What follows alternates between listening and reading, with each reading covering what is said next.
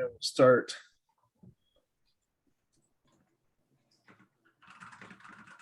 Muzak. What?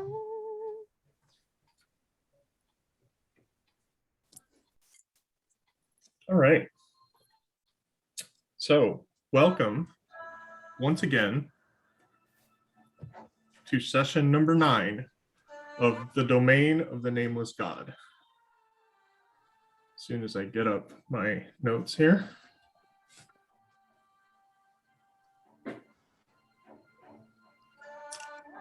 Previously, the team passed the second gate into the silent passage beyond. The dark, wide hallway was lined with numerous large stones, and while the air was free of the rancid decay that had followed the party for the past days, it was oddly moist and cold. Despite the chill, darkness, and feelings of unease, the hallways stretched beyond the party's field of vision as they shuffled through. The stones bore masterful crafted dwarven runes, incredibly small and detailed, covering the surface of the massive stone blocks. The first 5,000 feet of the tunnels were lined with skeletons and small alcoves erected into an eternal standing position, but the team moved onward. Over the next several hours, the walls became more minimal, showing evidence of previous collapse and renovations. Every so often, a mild tremor reverberated the passage, but despite the light rain of dust, it still felt generally safe.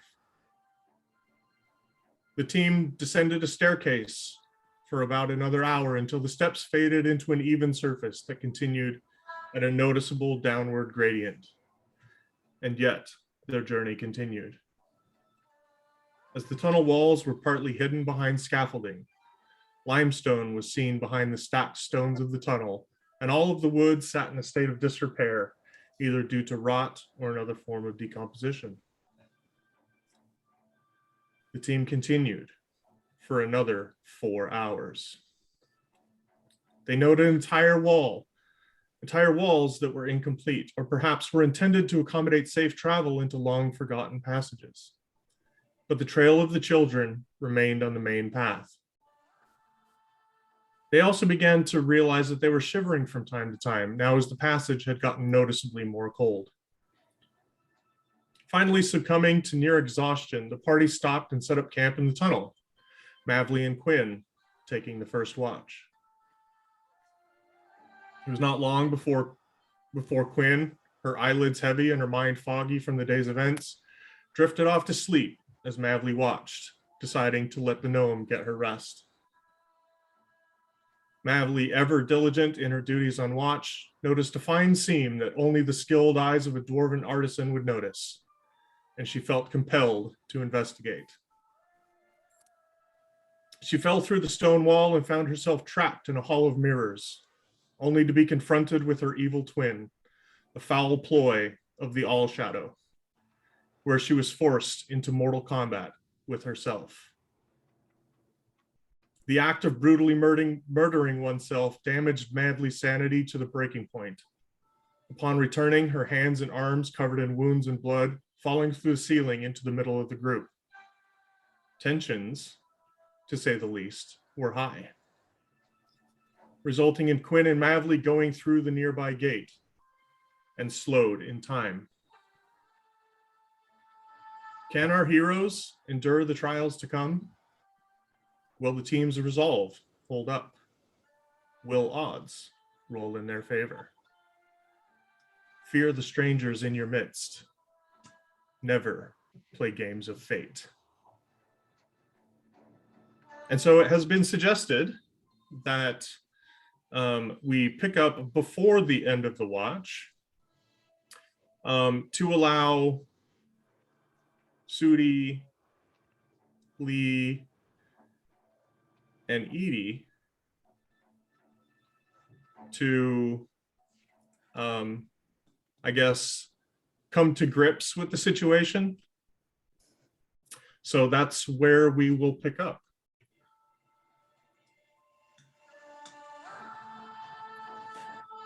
So you mean like after? Before the end of the before the end of the rest. Right. So is Nona asleep already, or are we doing the That is up to switch you over? guys, however you want to do it. Well, Sudi remains asleep unless someone rudely wakes her. All right. Well, Wid and I we'll just kind of gravely finish our watch, and then wake up Sudi and Edie, because we only really need two. Wid will say that I think we should wake all of them up. Yeah. So they have a chance to process this before we go through the gate. Okay. So yeah, we'll stay. We'll get everybody up.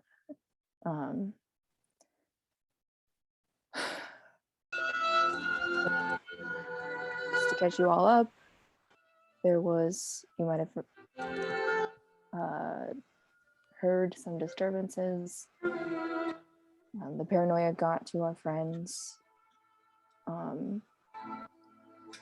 And they are on the other side.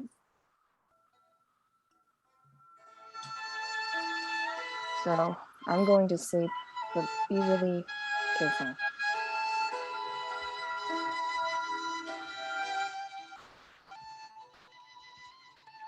And if you guys don't have any questions, she's just gonna lay down.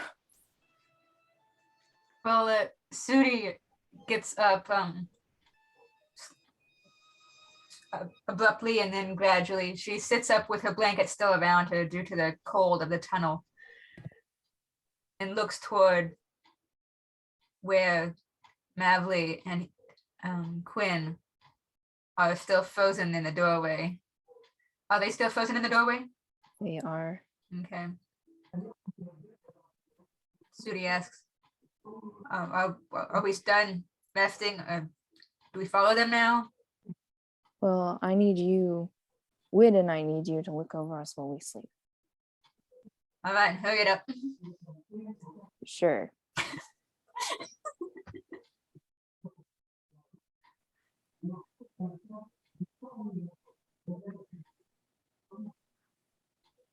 And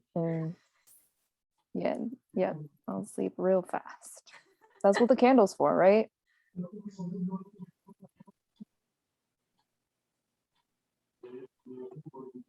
All right, so Nona's laid down. All right.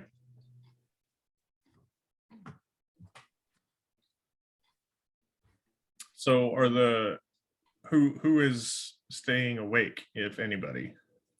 Sudi, Edie, and Lee. Okay. I was woken up. Yeah, you were. Missed that part. Lee is groggy. Sudi pulls her sandals on over her new fluffy socks. Edie's just gonna try to intercept Nona or Wid and just ask, all right, I couldn't make out what was going on, but I heard some sort of commotion. Do y'all have an explanation? Well, I will admit I made a mistake. When I was woken up, things were quiet. Quinn was already asleep, and Mavli kind of contradicted herself, saying that the tea that she drank could have been like psychoactive or something, which I don't think it was, looking at Sudi. Based on, Wid will say, based on my experience, that tea will not have that effect. So Mavli was seeing things that were not there, or that were there but are no longer there. But then she also refused to admit that she had seen anything. So when she laid down, I went to check on Quinn, and I rolled over to make sure she was like not injured, and it woke her up, and she got really upset. And when I tried to explain myself, Mavli got really upset and they both. Is that why they're both suspended in animation in there? Yeah, but there's nothing I'm going to be able to say to have them calm down and actually get rest. I know this from a bit of experience.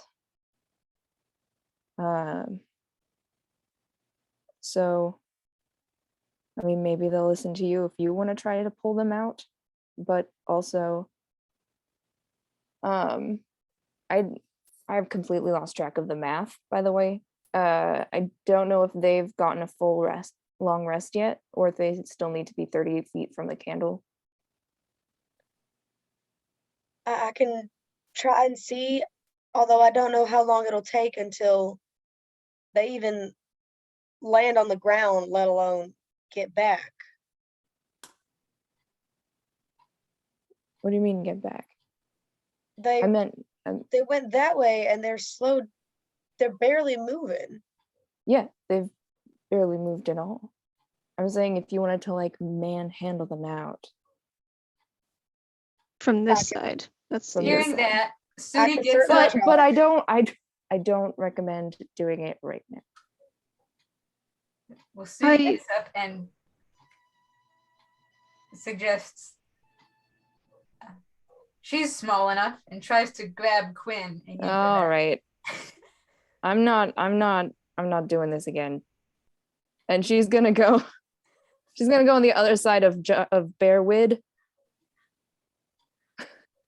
Yeah, I don't know if she's So she doesn't have she can't to- sleep in bear form, but Oh, she can't? Okay.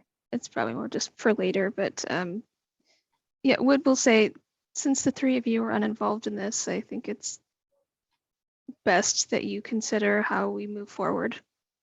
And I also think that perhaps we should come up with some rules for watch so that we all know that we're safe when we wake up. Is there any chance that Mavli maybe was just nervous and afraid of seeing things, or you really think that she was encountering something that she wasn't wanting to say? It could be either one. I don't know. To Madley's credit, we had seen some part of my language, some crazy shit. Oh, absolutely.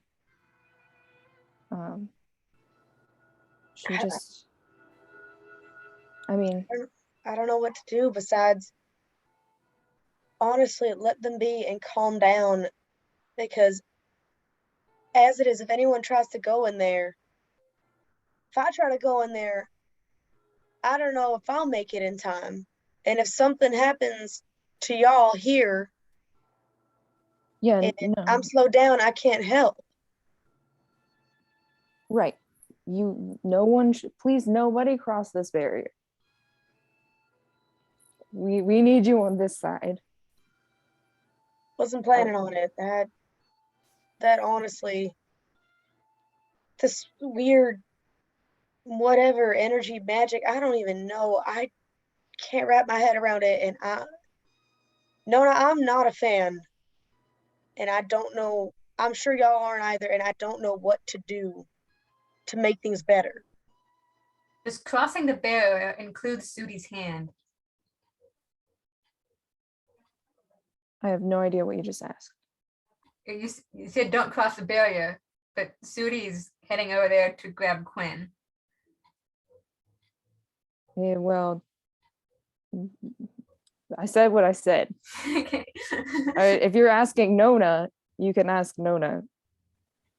If But- we bring them back now, They're going to be just as then upset as four they of were. us will not have proper rest.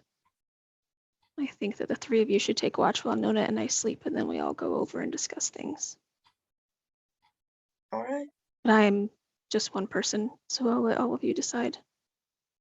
If you do bring them over, I don't think that my presence will help with anything. In fact, I think it would make it much worse. So, I'll see what I can do without leaving y'all unprotected. And I guess we'll appreciate it. talk to them when we talk to them.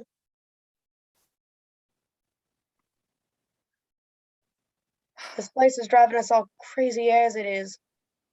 Last thing we need is to be at each other's throats while we're trying to save these kids.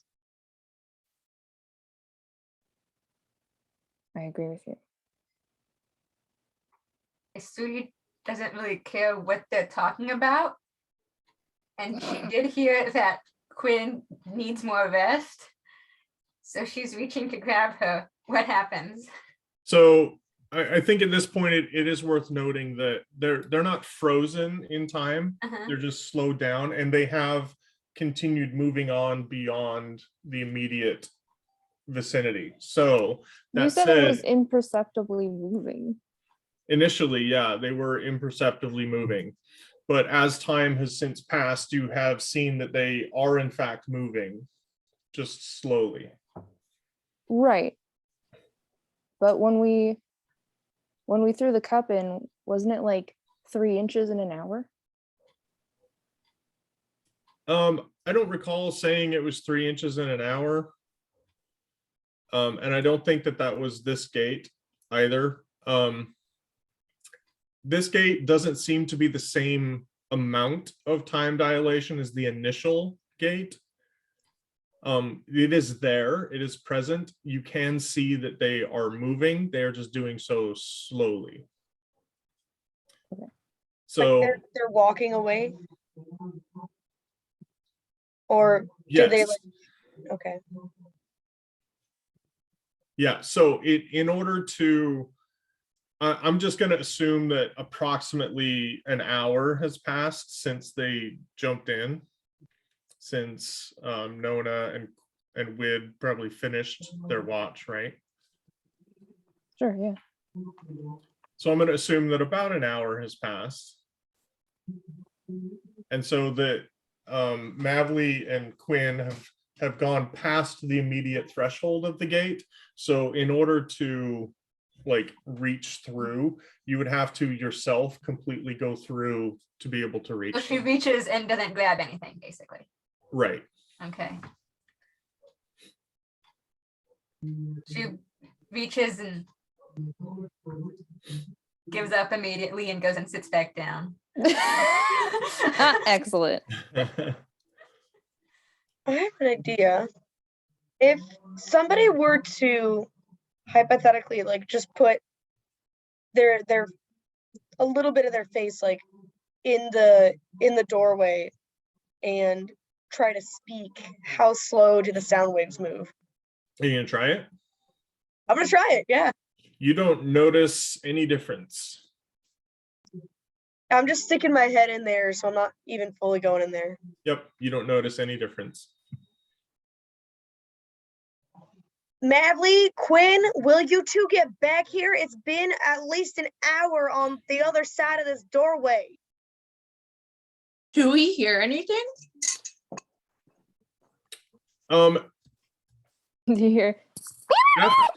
yeah, after you've been in there about maybe a minute, not even a minute, or like 30 seconds ish, you do hear a sound. You see the blur of motion on the other side, and you do at one point hear like, I don't even know how to describe it, like almost like a tone, a very brief tone, which would be imperceptible in terms of what was being said. And because it's like accelerated the time dilation, it would just appear as like a brief beep. Yeah, I was curious what it looks like from the other side. Yeah, so Mavli and Quinn, as you guys go through, and during the duration of the rest of this watch, as they're doing whatever it is they're doing, you can see your compatriots as you go through the gate and turn back to look back at where they were. You can see your compatriots, a blur of motion. You can't tell who's moving, just that there is motion. You hear every now and then you hear a blip, blip, blip, blip, blip. Like fish. Yeah. Seeing that they're not responding, can I just say, like, slowly drawn out, just Speak whale. Quinn! And hold it out as long as I can. And just madly. You could Performance speak check. whale? Performance check. Yes, a slightly longer.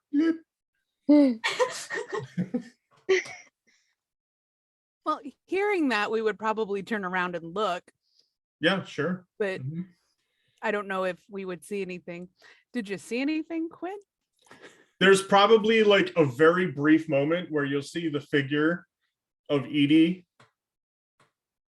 like paused in front of the gate for like a half a second, and then she would move on to do whatever it is Edie is doing. Edie's just gonna sort of stand there until she sees some sort of reaction from Quinn and from Mavly. 3 years later. No, I'm just kidding. I think if you were to stand in one spot for a good amount of time, probably like well over half an hour, I think it would be to a point where Mavly and Quinn might be able to recognize that this is in fact Edie standing there. And I don't know, what sort of expression does Edie have, or is her expression like gradually changing because her face is getting tired, or is she trying to stay motionless? She's gonna try to, like, she's looking between, like, looking in the doorway and looking to keep watch to actually keep the camp safe. And her expression would be kind of like that look of like, really? Yeah, so those horror movies where the horror monsters are like incredibly accelerated and it looks like their body is vibrating and their head like rotating really quickly, looking back and forth, so it kind of makes them look like a blur. That's kind of what you see in terms of Edie on the other side. Quinn, I bet that's what the bad guys see when she gets really mad. Do we notice anything ahead of us, in front of us? It is a dark tunnel. It's the same tunnel that you've been going through for hours. But there's another torch in this one, right? Is the torch in front of us? No. You threw a torch in there, right? Oh, right. It fell at your feet. Yeah.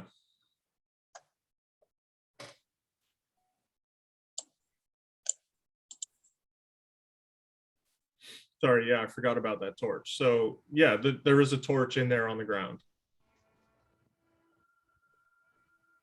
And it'll illuminate about 30 feet ahead of you, which is more tunnel.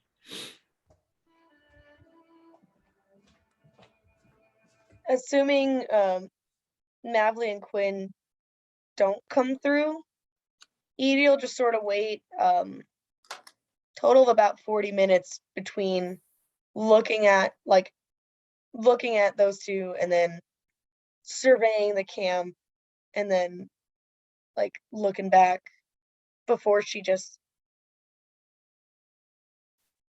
and then gets a better vantage point to the rest of the camp, like to keep. Okay, so 40 minutes. So would 40 minutes. So during that 40 minutes, is Sudi or Lee doing anything in particular? In general, Lee would be carving. So I think she'd probably be done with that bear carving by now. So I'm going to say she's breaking into a new piece of wood, and she's also frustrated. So she's kind of being slightly aggressive with her carving. Anger carving, nice. Udi begins just by like feeling the limestone walls and floor. Then as time passes, she starts tapping out a beat. Okay. So for about this hour, I'm going to say Quinn and Mavly have a minute.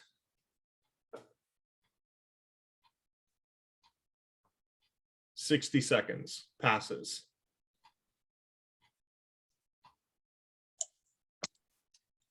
That was weird.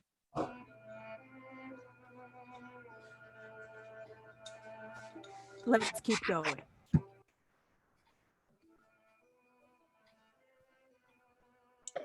You're gonna keep going?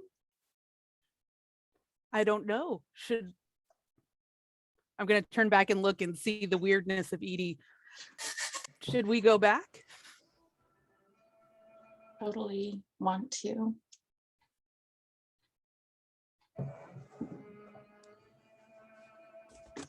I'm a little unhappy with everything that just happened.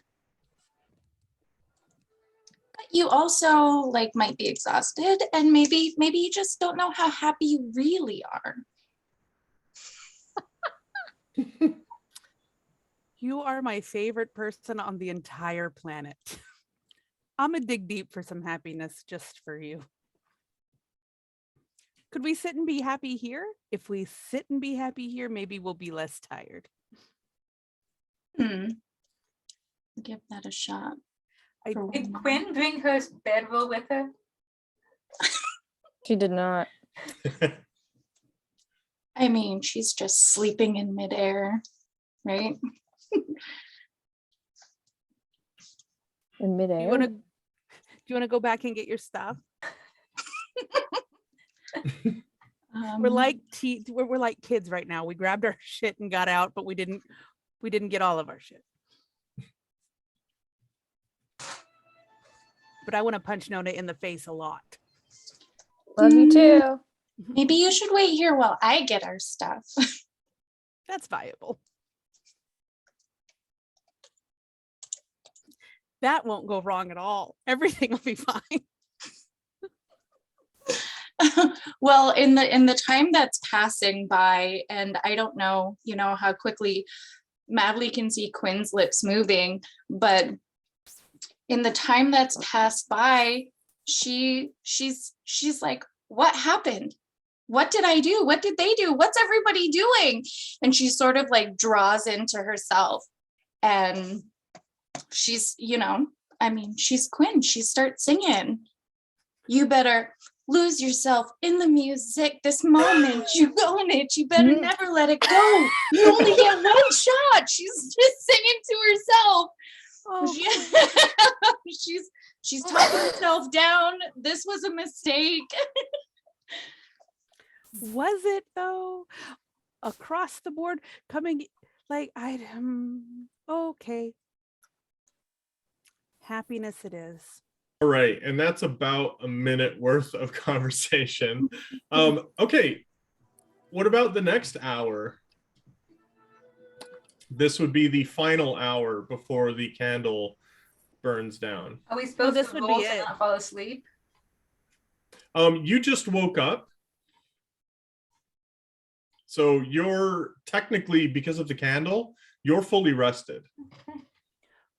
Well, Quinn and Mavly took 2 hours at first, and then Wid and Nona took an hour, and then So this is the final hour. So yeah, at the end of this hour, the candle burns down and goes out,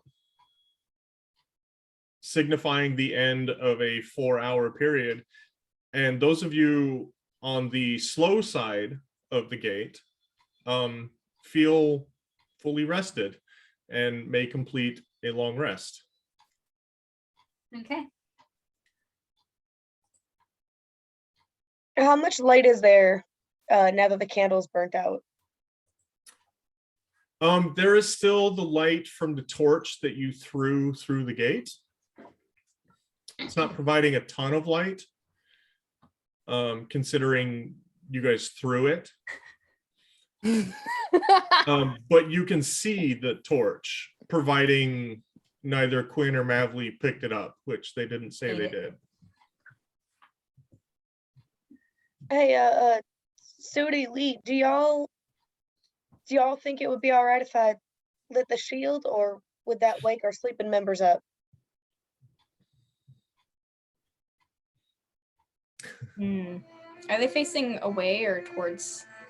Yes, on the slow side, gets a long rest. How long do the dwarves sleep?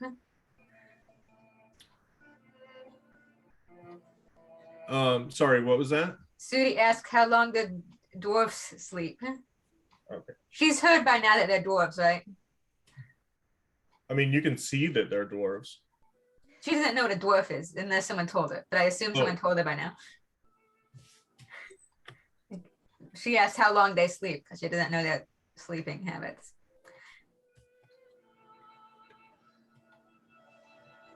I mean, I think the same as everyone else. Well, I was thinking if it's getting dim, I can light the shield up, but I don't want to just stop. Like the shield. Well, keep in mind, I do, wait, am I? Yeah, I'm on the side with you guys. I'm still holding a torch, so. Want to save that torch? What was that? Do you want to save that torch? Well, I've got more than just one, so I can keep. Yeah, it's worth noting that a single torch lasts for about an hour. Yeah. And they're fairly, well, I guess in my head I think of a torch and I think of a big thing, but it's probably smaller because on the adventuring gear thing with Right. Typically you carry about 10 of them. They're like hand torches. That's a good point. I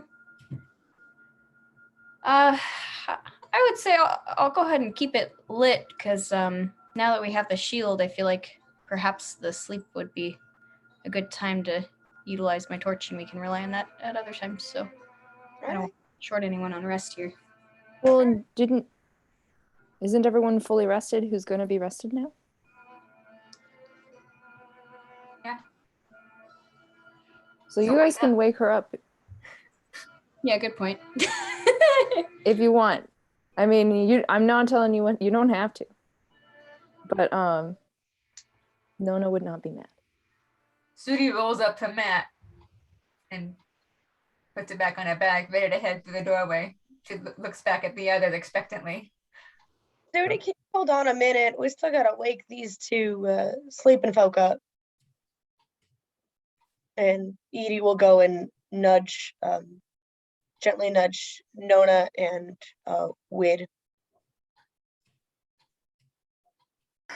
Did anything happen? Nothing happened. They slept. Wood snores very loudly and then wakes up. Wid, that was a good one. Nice. All right. Sorry, go ahead. Sudi points toward the bedrolls that Mavli and Quinn left. Mavli left hers too, right? Yeah. Okay. Whose are those? Oh, I'll get them. And Nona will go over and start putting away Mavli's things first. Nona, are you sure it's a good idea? They look like they barely moved, so they're probably still pissed. Well, yeah, but they were going to want their things, no? Well, yeah, but if you want, I can carry it so that way. I don't know if they're still upset directly at you. Oh, probably, definitely. Yeah.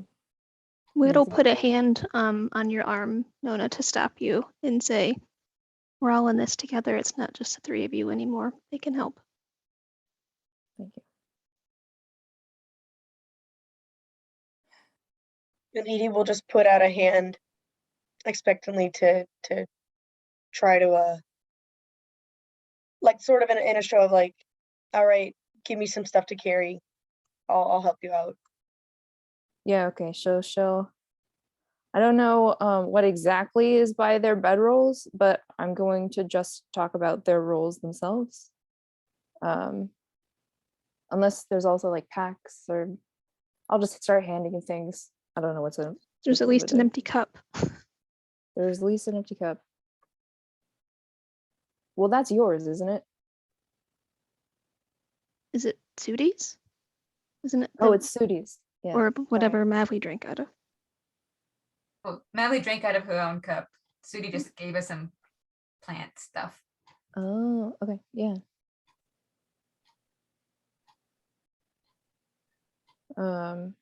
Edie's gonna start picking some stuff up and helping Nona with organizing everything. Thank you. Okay.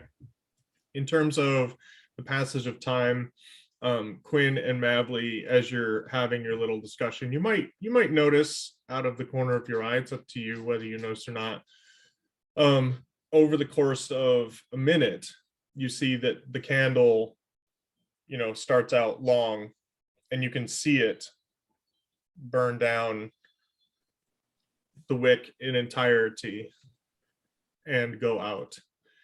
At which point you see the activity in the camp on the other side of the gate increase to a blurred jostle, indicating that your party is probably awake at this point.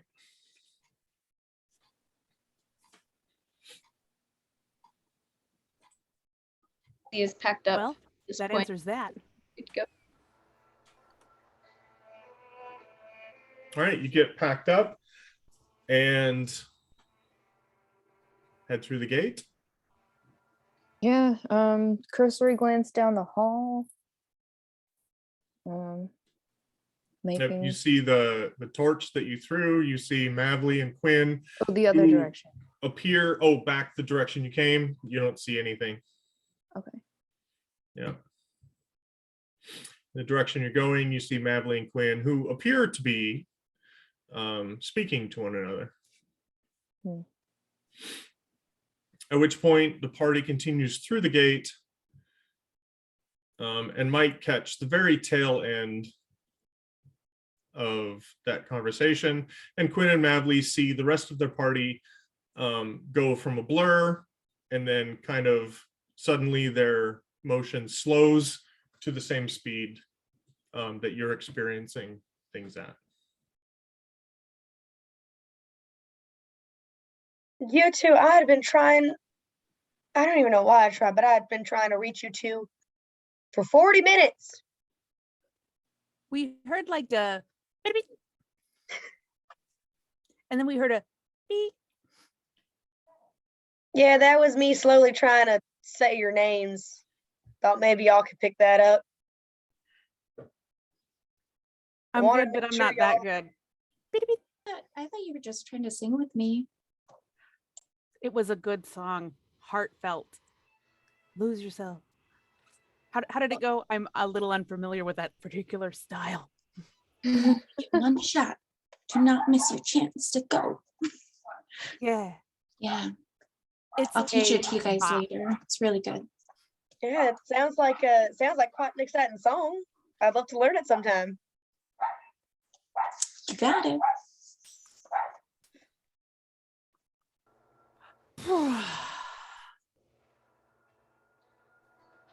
So do Mavli and Quinn join and walk with the rest of the group? I'm gonna go pick up the torch. Okay. You pick up the torch. I assume the group. Is it actually can- out? I'm sorry. No, it wouldn't be. Never mind. I got it. We're good. If I've got I like had the time thing in my brain. if I've got Mavli's or Quinn's stuff, I'm gonna try to approach whoever's stuff I've got to try to return it. Okay. Thank you. Sometimes I am impulsive and I appreciate your consideration. I was wondering if you wanted to talk about anything. I know on our side it's been a while, but you just went through something and didn't have time to process. I heard you went through a really rough watch. You doing okay? I've had better weeks. Edie, make a quick perception check. Oh boy. Can I also make a perception check? Sure. Or maybe insight? Okay. Well, what are you 19. making? Perception or insight? And what do you, if you're making insight, what are you trying to glean? Well, because Mavli is talking to Edie instead of me, I feel like maybe she'd be more open to her. So I'm just trying to learn anything new from what Mavli is saying. Yeah, be specific.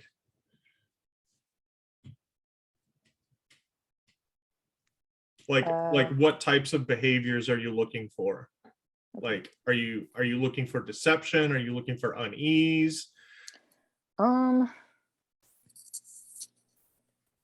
Yeah, I guess so. I mean, yeah, I guess I'd be looking for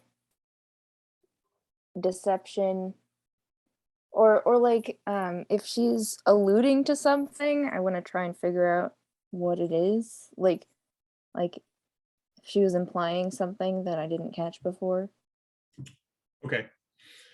You rolled a 10, Edie? No, she So, rolled like a 19. 19. Oh, okay, a 19. It's hard to see. I'm pretty far away from my laptop. So, okay, No. so with a 19, I think as you're talking to Mavli, you would probably realize that Mavli has some more bruises. She has some cuts on her that she didn't have previously. And your roll for perception was to see if you would notice that these were not there the night before. She has some, like, at this point, probably still fairly fresh blood on her.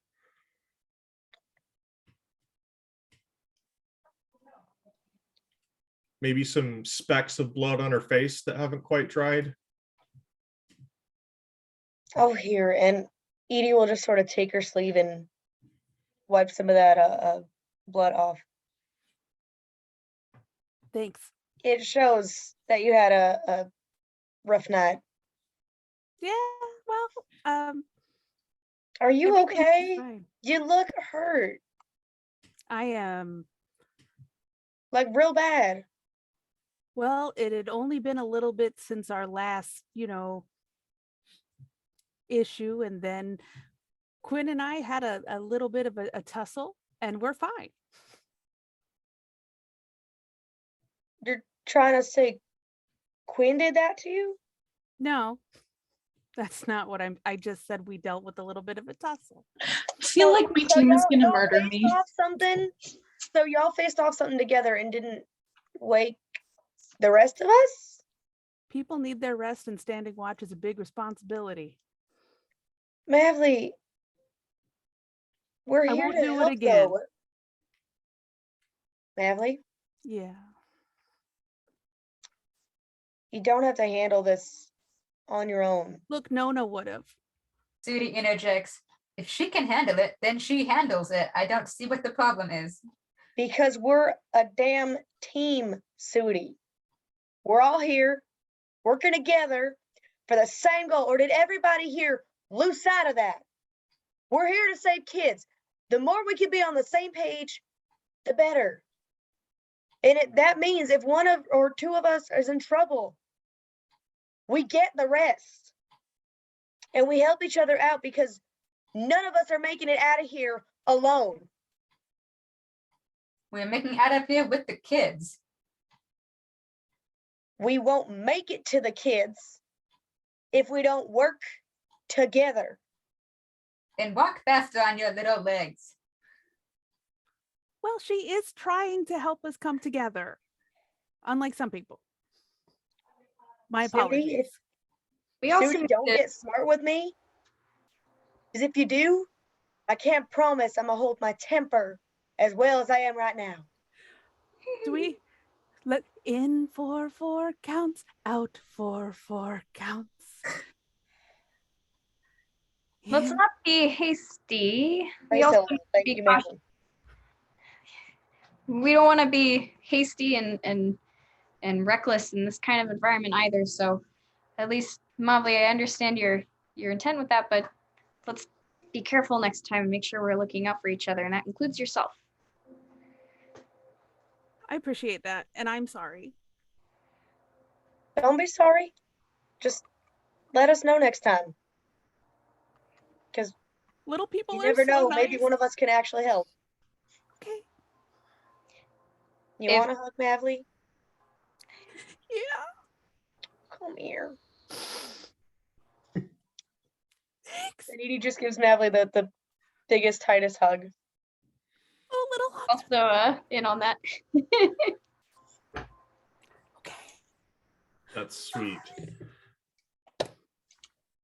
The three of you, I think Edie, Mavli, and Lee, each recovered 2 stress damage. I rolled very low on that die. You couldn't have done 3. No. Sorry. Thanks. You rounded up to the next odd number. Don't you know that, Pete? Jeez. Kind of warming up to the group a little bit, I think. And she's seeing you be a little upset. She gets a little bit of like big sister mom type reaction where she's like, oh no. Yeah, Sudi's missing out on some great hugs. No, All we're just right. letting this happen. But she will apologize to both of you for making you feel so bad. After you're done with the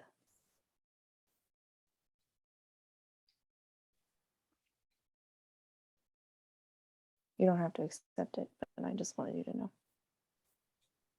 We're all a little stressed out and working together on being a team.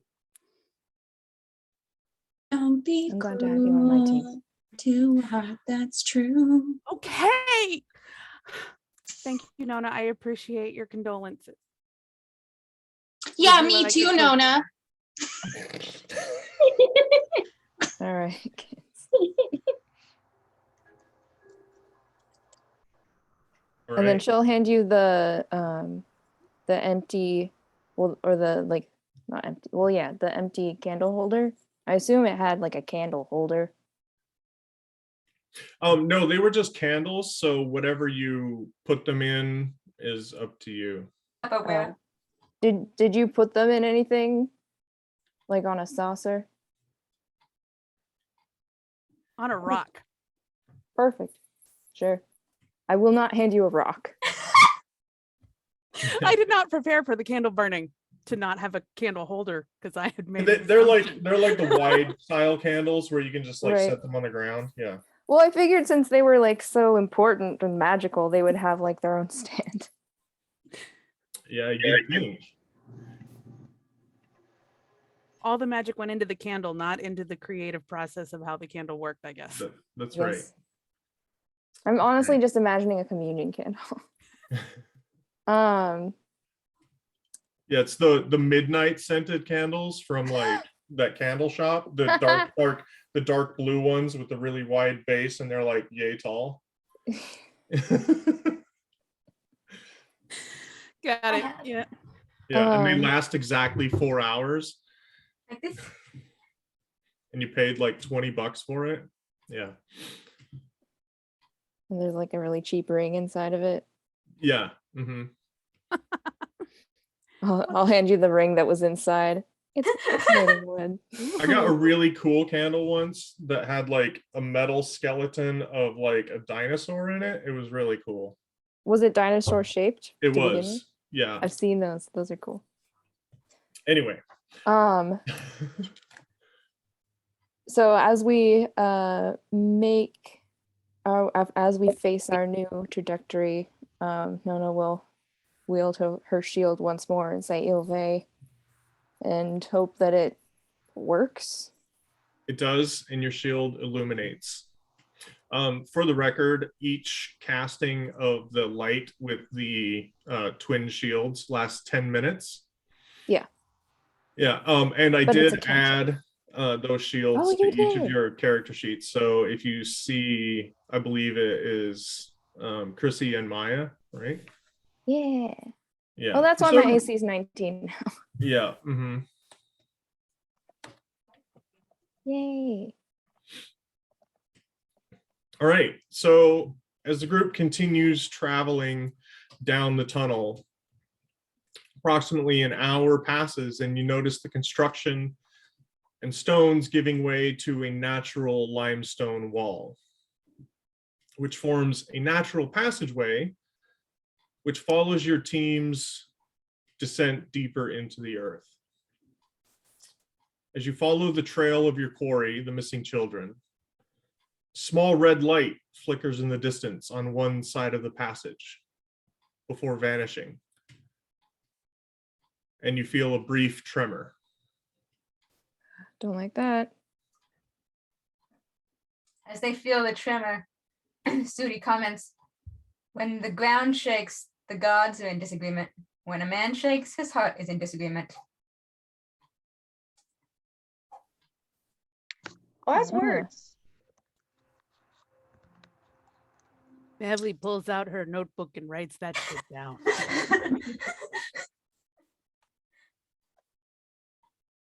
Proverbs of the desert peoples. Well, I mean,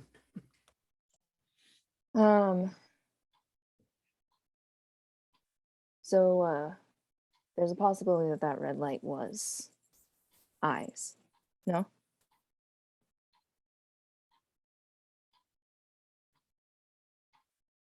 I feel like anything's possible in this place. I mean, I can do this 3 times a day. If you want me to check, I can take a second. So then I can only do it 2 more times.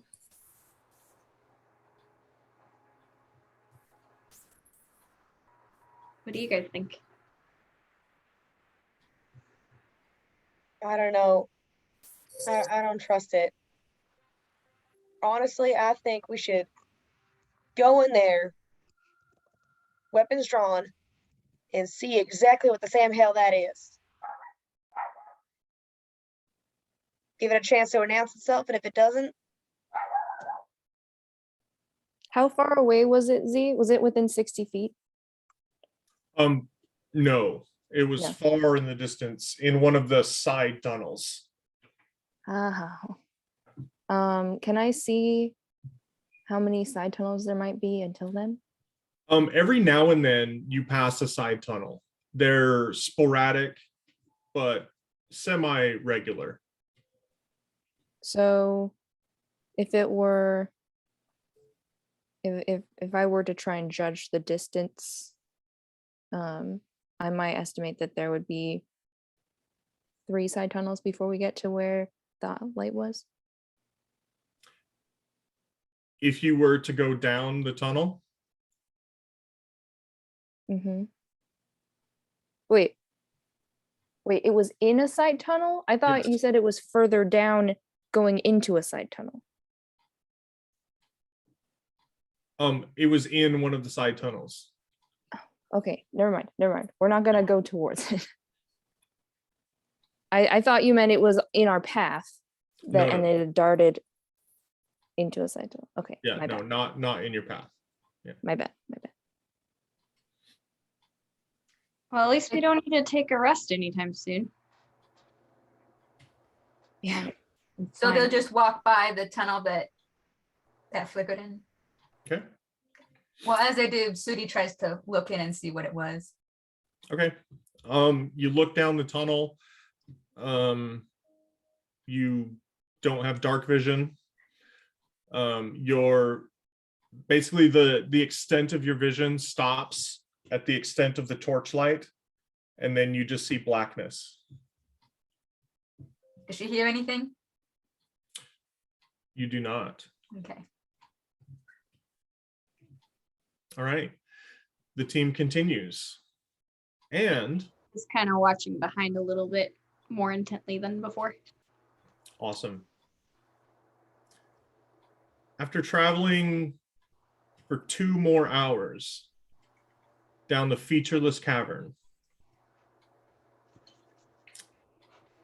Mavli, Nona, Wid, my dwarves, all of you wonderful people with stone cunning, you notice that the walls are no longer limestone,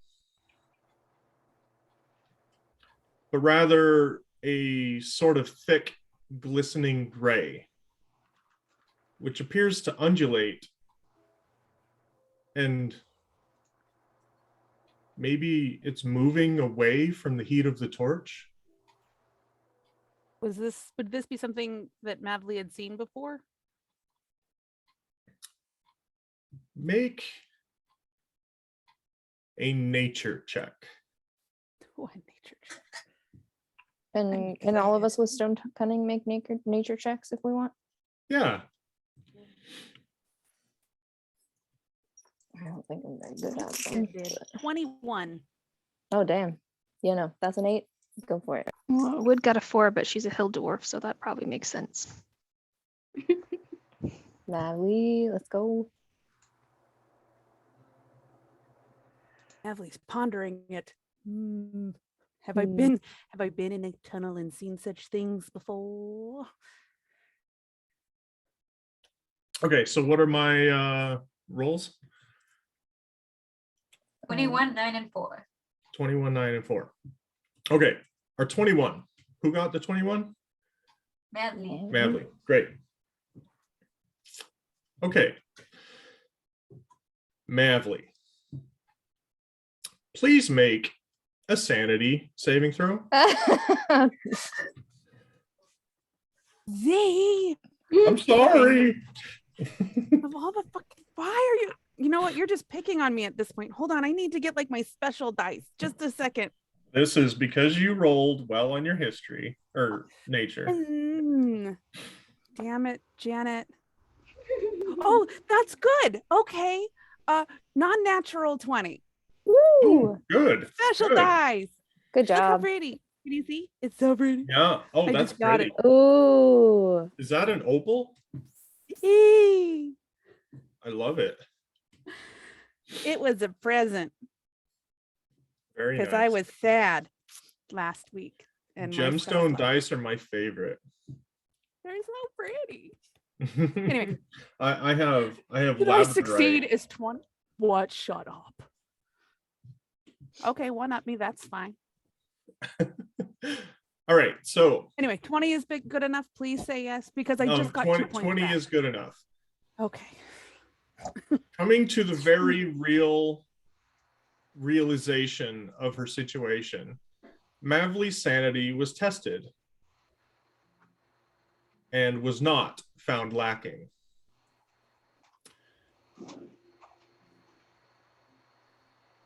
She realizes the creatures causing the undulation of the cave are a multitude, hundreds, if not thousands, of oozes clinging to the walls of the cavern.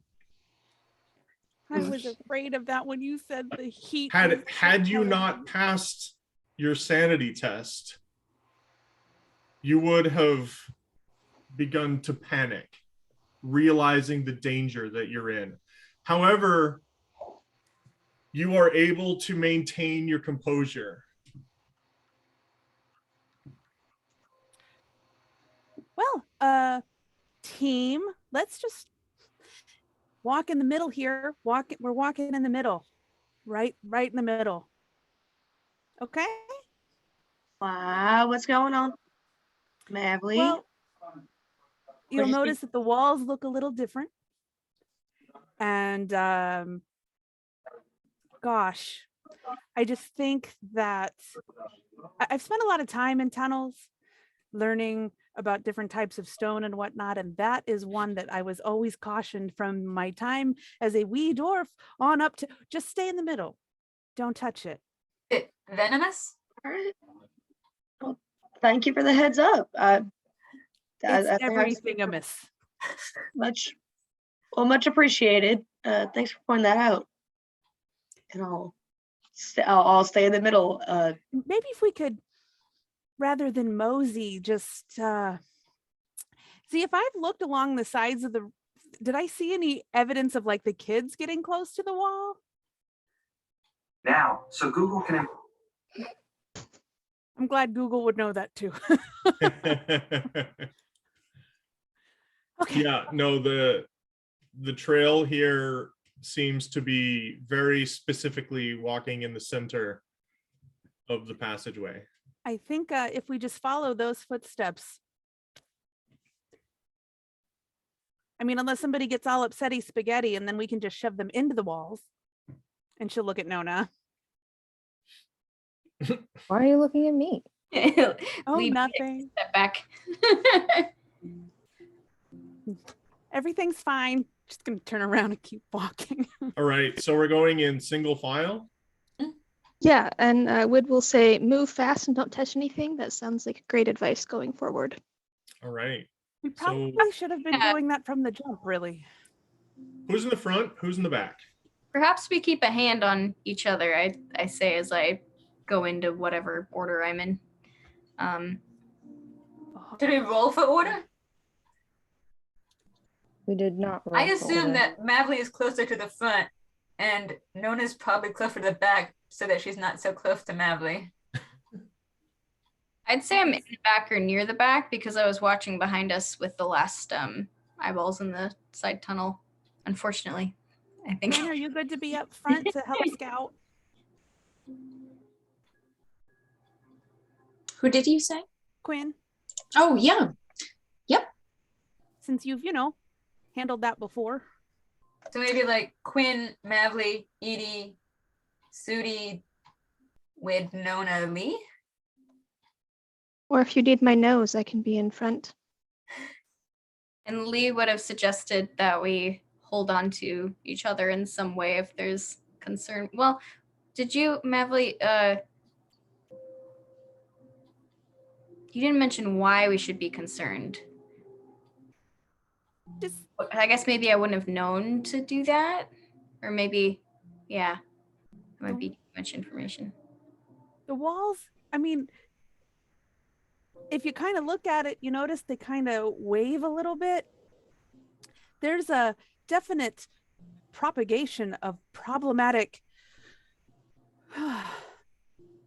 probably prehistoric creatures even that we should not touch. So we're just going to let them be. We don't disturb that, and we're going to keep going. The only word of that Sudi understood was creatures. Keep walking. Don't touch. No touchy. No touchy. Only walkie. Less touchy. How far down does the undulation kind of go? All right, an hour of travel. And there's still oozes? Are you high? Oh, God. Are you high? An hour of travel, the 8 adventurers walk in single file, slowly becoming aware of a wet squelching sound, barely audible all around them. You relax slightly after a few minutes, though the thought of being surrounded by acidic and hungry scavengers doesn't help to put your mind at ease. I don't know if Mavly would calm down. See, I really don't know if she knows what they are. I think the longer she walks, she's gonna get a little twitchy. Okay. Occasionally, the edge of your torchlight catches a lone ooze off the path, and it slowly crawls back into the seething mass. Hearing the squelching sounds around them, Sudi comments, "The mud from outside has followed us." Do we notice the lone oozes at this point, to the point where people who are not familiar with oozes see that it's a creature and we're clued in on that visually? Yeah, I think so. Okay. Lee would ask, so Mavli, can you tell us a little bit about what we'd be dealing with here? I'm seeing these things in the corner. Yeah, I just don't. These are potentially, very creatures that kind of emit acidic. It's just they don't like fire, but we don't necessarily want to upset them because there's legion. They just keep going. Not like mud outside at all, Sudi. Much more like angry, dissolving bones mud, as opposed to completely non-dangerous people sometimes use to purify their pores mud. So we're just going to keep walking and not touch anything if we can avoid it. So Face masks exist here. Lee's do holding now. a torch. So I should light this torch? Not Or yet. should I not light this torch? Be prepared to light the torch in case we need it, as opposed to having it lit and then going out before we need it, because we've been walking for a long time with these things still around us. Does anyone else have torches here? Remind me. Yeah. I know that. Well, if they don't like fire, perhaps this is a good time to pull them out. And I've got a couple extra if we need. I'm not sure how many I would have at this point. I have not been keeping track. I did the basic just adventure kit type number of torches. So Well, Lee, Mavli was right when she was saying we don't want to provoke them, right? well, more I if think they don't like fire, perhaps Lighting sounds light them provoking. later. Perhaps someone else would want one on hand if they don't have one already. Yeah. Sister Caverns Fall says, yeah, that's a really good idea. She's As she dead. reaches in her pack. Z, He's super dead. she's dead. If she's here, we have a different issue. Wait, As- is she? I'm As running. Nona is struck in the side of the head with a wickedly barbed torch for 7 bludgeoning damage Aw, man. by Sister Caverns Fall. Are you serious? Yes. Oh shit. Where are From you behind? at? Sit down. From behind? Yeah, she was behind you.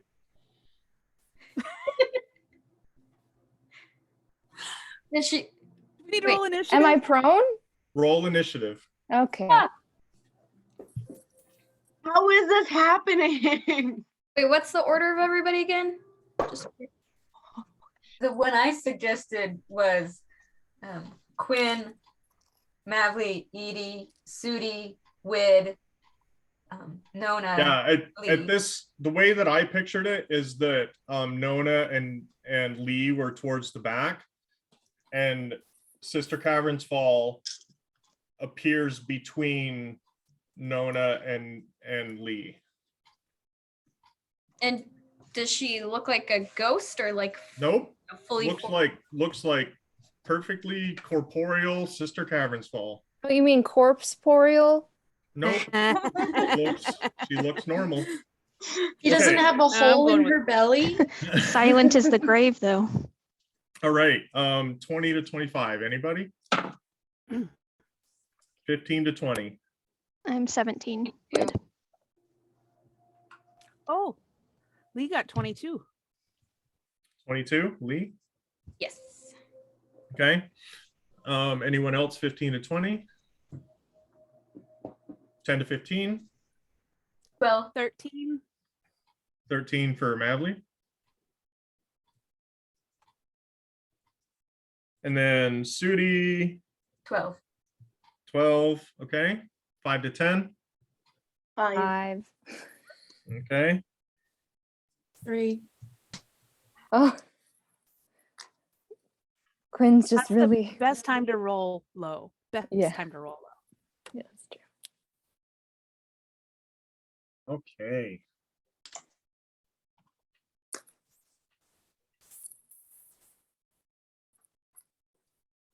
Do.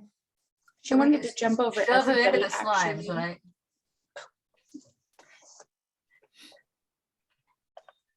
There we go.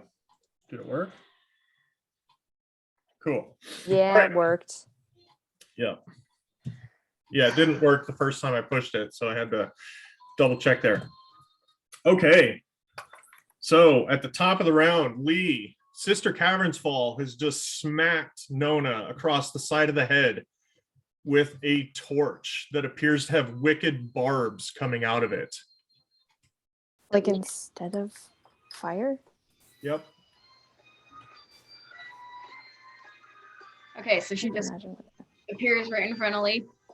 And like, It's as if she was there. You didn't like see her appear. You just, when she spoke, you came to the realization that, oh shit. And then she smacked Nona. I am currently holding the sword. Would it at all say anything at this time? It is not initiating conversation. No. Okay. Oh, geez. Lee's very surprised and not sure what to do. So I guess she would naturally, since she'd be concerned about Nona, that would probably override her surprise enough that she would try to like grab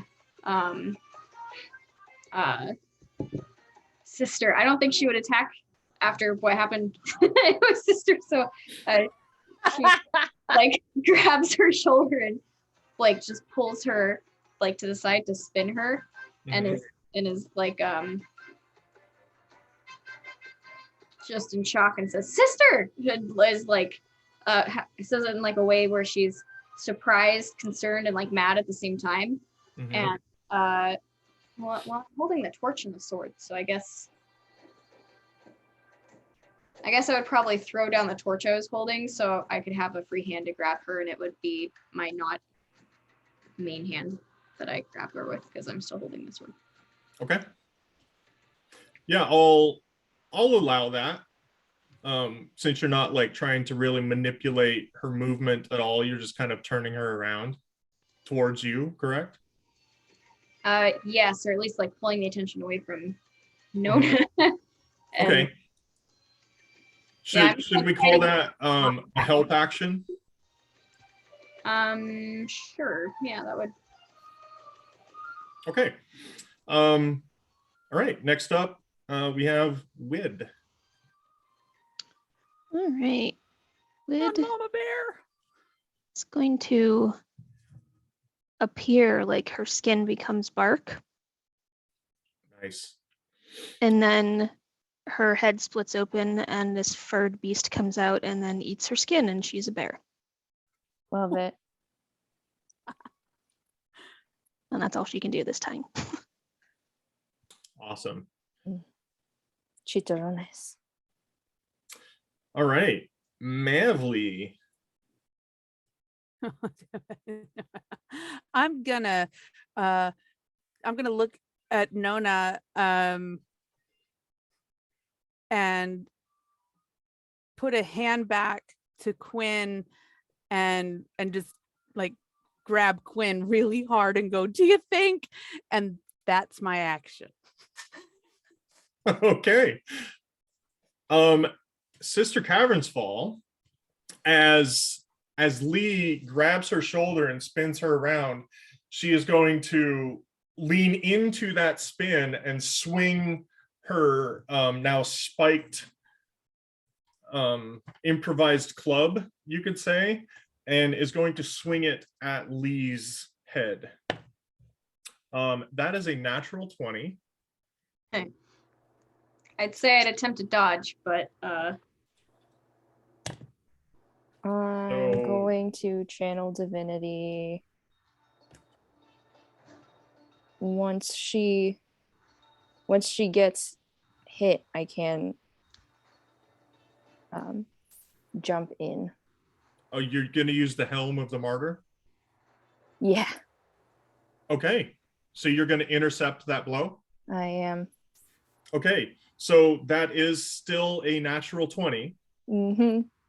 Okay. And you take an additional D6 of damage. Mm-hmm. Okay. Constitution of dwarf. Right. I am going to roll percentile on the critical hit table. Oh, wait. So Lee pulls Sister while she's trying to hit Nona, or she already hit Nona once and she's hitting her again. I'm a little confused. So what's happening is she's trying to hit Lee. Which And is okay. as that hit connects, Nona is using her magical helmet that she took from Sister Cavern's Fall to superimpose herself in between you and Sister Cavern's Fall. So she's basically absorbing the hit that would have otherwise hit you. Wait, all of it? Yep. Yes. Lee's gonna be so surprised at what is happening and probably kind of confused. Okay, so I rolled a 53, which is a hindering hit. Target suffers the effects of the slow spell until the end of its next turn. So you can only take either an action or a bonus action for your next turn. What about movement? No Your movement? movement is halved. Yeah, okay? Okay. And you take 12 points of bludgeoning damage. All right.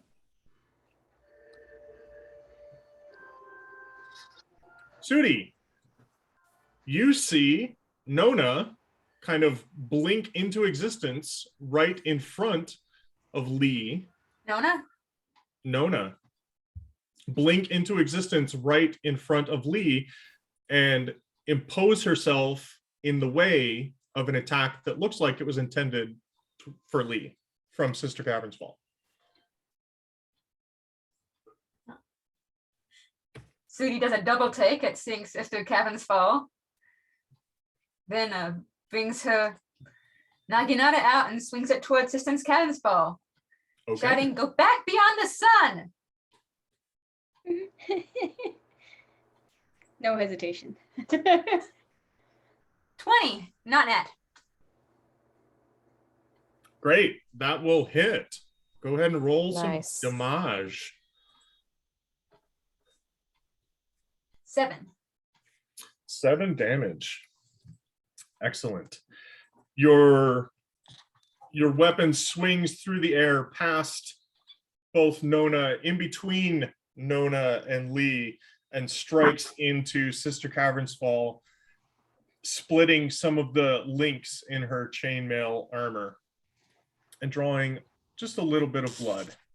What color? Red. All right. Next we have Edie. Cool. Okay. Believing this to be some sort of trick, Edie would rage, and Yes. let me just mark that off on D&D Beyond. And just sort of approach Sister Cavern's Fall with her warhammer and go, "Now I don't know what the Sam hell you are or think you are, but you made the wrong choice dressing up as our dear friend." Whack. All right. Yeah. Awesome. Roll to hit. Woo!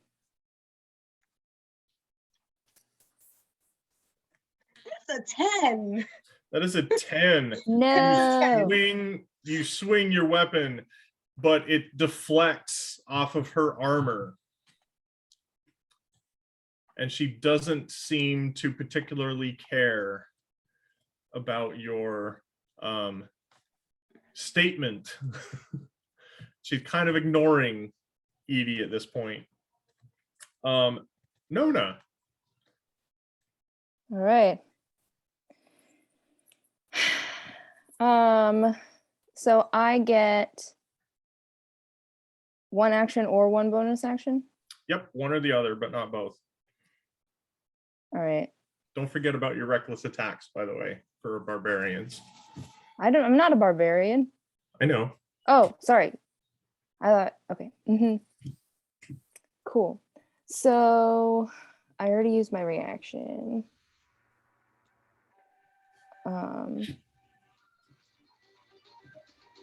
And yeah, she's just going to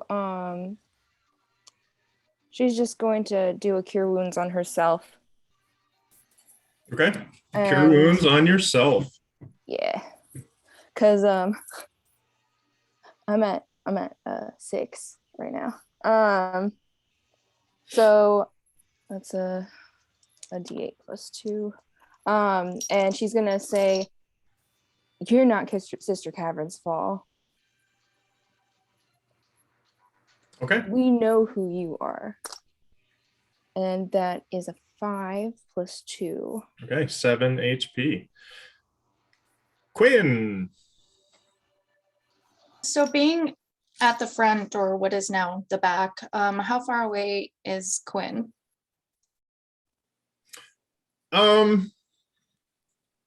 Probably not more than like 10 feet.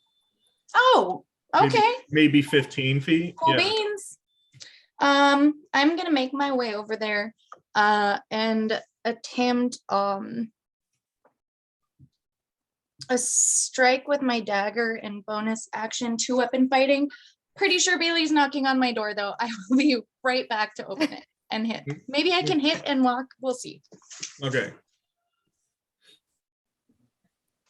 And I think because Quinn is a rogue, she gets advantage when allies are in Melee range. combat with the enemy. Oh, and there's so many allies right next to this person. Yeah. Well, not advantage, but sneak attack. Yeah. Okay, I attempted to hit and walk and I failed. Oh, you I got an missed? 8. What did Yeah. you get? An 8? Okay, yeah, that will in fact miss. But with my bonus action, I can try and hit again with my short sword. You definitely can. I don't No. want to use online anymore. I got a 7. Yeah, Use your own so dice. so Quinn is coming to the realization that armor works as her weapons are getting caught in the links of this chainmail armor, and she just can't seem to penetrate these steel rings. Up at the top of the round, we have Lee. How much chainmail is Sister wearing again? Is it just in her chest? Like, She is wearing the same armor that she had previously. She has a shield and chainmail armor. okay. What areas on her are exposed, if any? It's a full set of chainmail. So she has like gauntlets. Her head too. Yep. Mm-hmm. Question with a move. Speaking to my sword wouldn't count as an action if it's not like intense, would it? Yeah, speaking counts as an interact with object. So basically you get essentially 6 seconds of conversation for free. Okay. I would just say, what is that thing to the sword? Because I'm picking up on that everybody else thinks that Sister is not. Mm-hmm.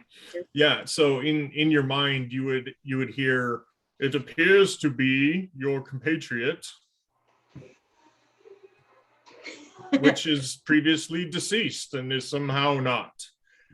And that will be I think 6 seconds worth of conversation. Huh.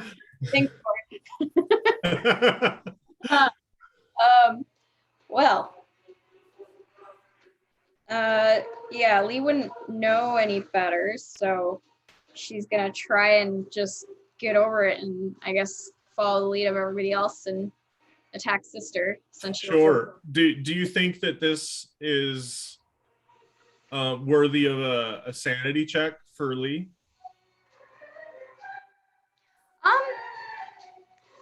In my mind, I was thinking more that Lee might have disadvantage more so than sanity, but Okay, well, I'll tell you what. We'll make it a sanity check. If you fail the sanity check, we'll give you disadvantage.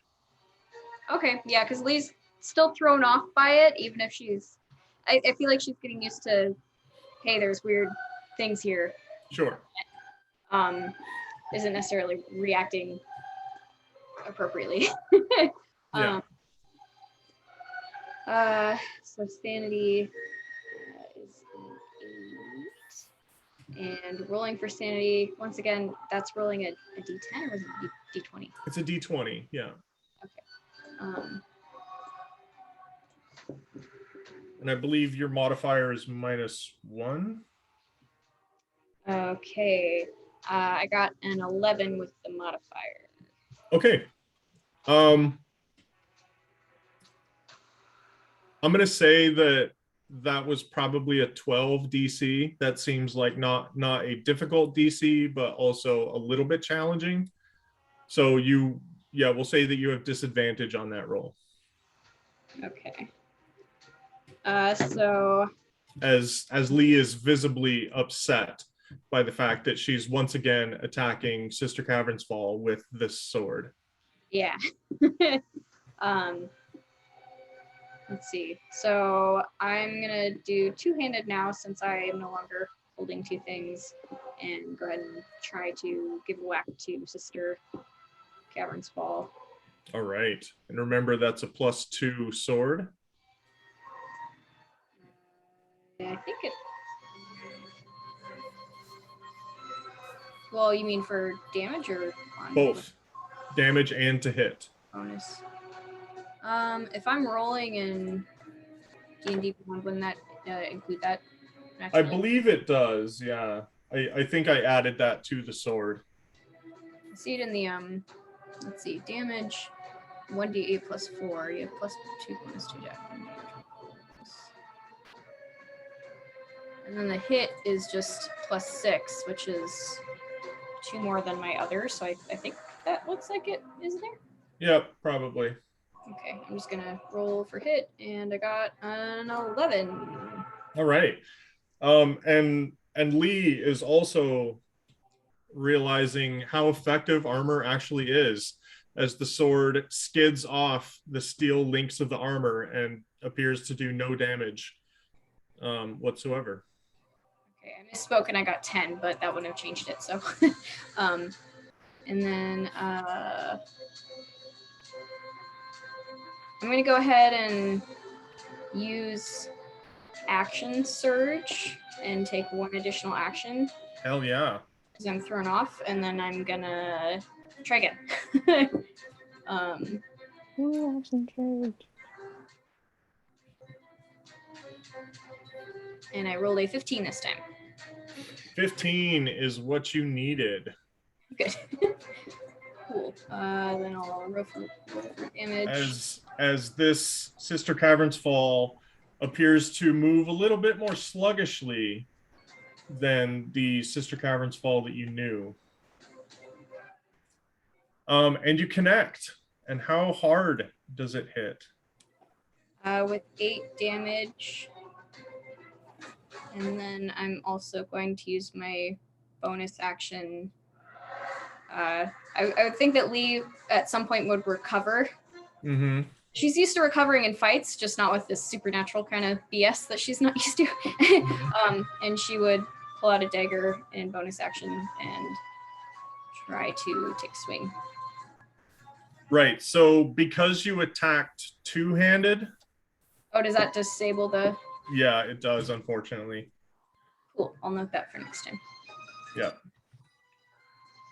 Okay, No then- problem. All right. Wid. Is there room for her to step up and attack? There is. It depends on how close you're willing to get to the oozes. I mean, I really just kind of need to stick my snout or paw through. Mm-hmm. But I don't know if that would take up a 5-foot space if we're doing it like on a map. I mean, you are a brown bear. Yeah, I'm large. I'm Yeah. a large size beast. Yeah. So you actually take up 10 feet of space. Oh, well, but my head, I guess. Yeah. 5. Yeah. So you're taking up quite a bit of space. So if you want to get into a position, I think, because a lot of this combat is coming from the group aimed towards the back. I think it would require you to get fairly close to the edge of the wall in order to get into a position, but it's up to you.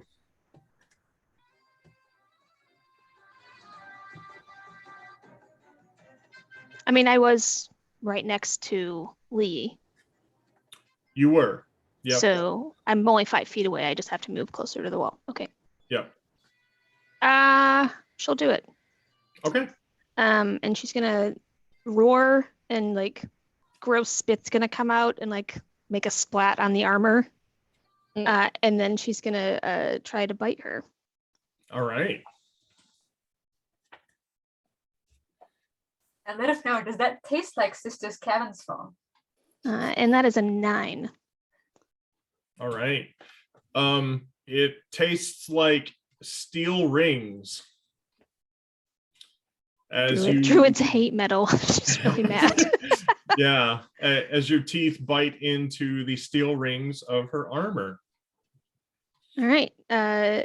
She dislikes it so much that she's going to swipe her claw at it next. Okay. And that is a 13 to hit.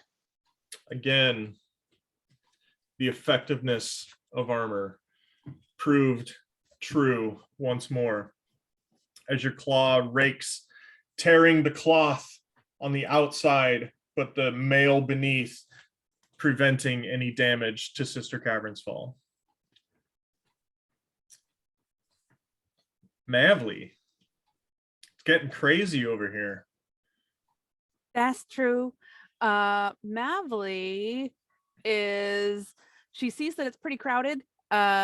She looks at Sudi and she looks at Quinn and she just and she looks at Ellie and she looks back at Quinn and she's gonna hold her action, and if Sister happens to move anywhere, she will, that's clear of her friends, she will have a dagger ready to throw, but otherwise she's not getting in on that, and she's going to keep an eye on the oozes. All right, cool. Holding in action. Sister Cavern's Fall has a plethora of targets. So many. I think having seen Nona use her helmet, I think she is going to once again focus her attack on Nona as That's all right. I've been getting lots of attacks lately. some form of retribution. That is a natural 18, which I'm pretty sure with a +6 is going to Yeah, with a hit. +6. And that is going to be 7 points of bludgeoning damage. All right. Wow. All right, Sudi. 6. Okay. So he swings her weapon over her head and strikes from the other direction, careful to miss the bear that suddenly showed up. Okay. Are you attacking recklessly? No. Okay.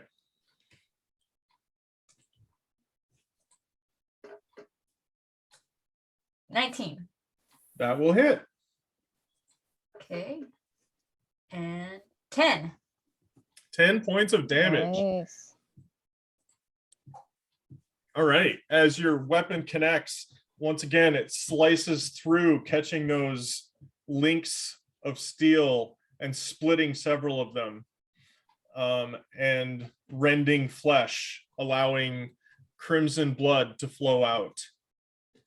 And Sister Cavern's Fall grunts and kind of readjusts her stance as Edie is up. You're muted. Sorry about that. Edie's just gonna sort of, get nice and angry and whack again. Reckless attack with Warhammer. All right, that is advantage on the roll. Single-handed, two-handed. I'm gonna use this one two-handed. Okay. That would be the higher one is a 20. Okay, that definitely hits.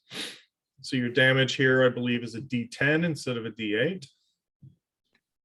Yes, it's a D10 plus 2 and the Divine Fury as well. While you're raging, first creature gets the 1d6 plus 1 of radiant damage. Oh, yes. Okay. So that ends up being 7 radiant damage and 12 bludgeoning damage. I Holy rolled cow. back the damage dice. Ooh. All right, Edie, what does this look like? Edie just sort of takes a better look to see and just sort of feels in her heart that this can't be real. And so she just goes up and just goes, "You're not Sister Catherine's fault," snarls and just whacks as hard as she could possibly hit as the light from the tattoo of Celagon lights up a bit. Outstanding.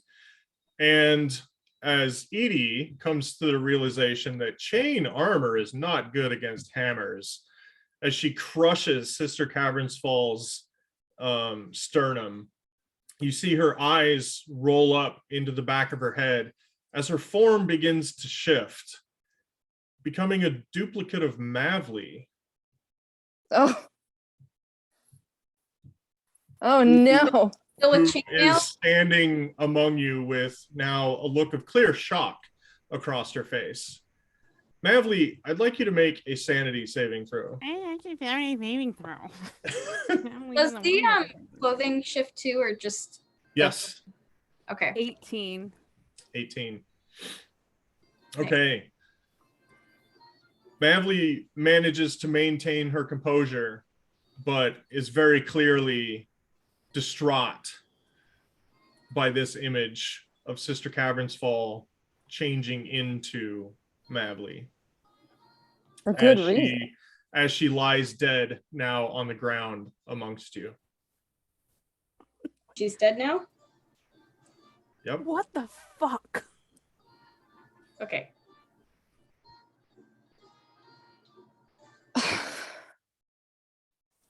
See, this is just Mara all over again, and I resent you for it.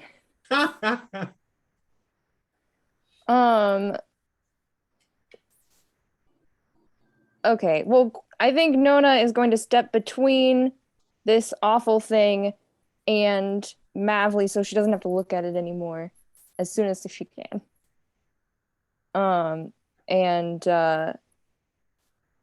say, this is proof that it wasn't, that this is our enemy, that this is not real. Lee grits her, steps over towards you guys as well. And she's going to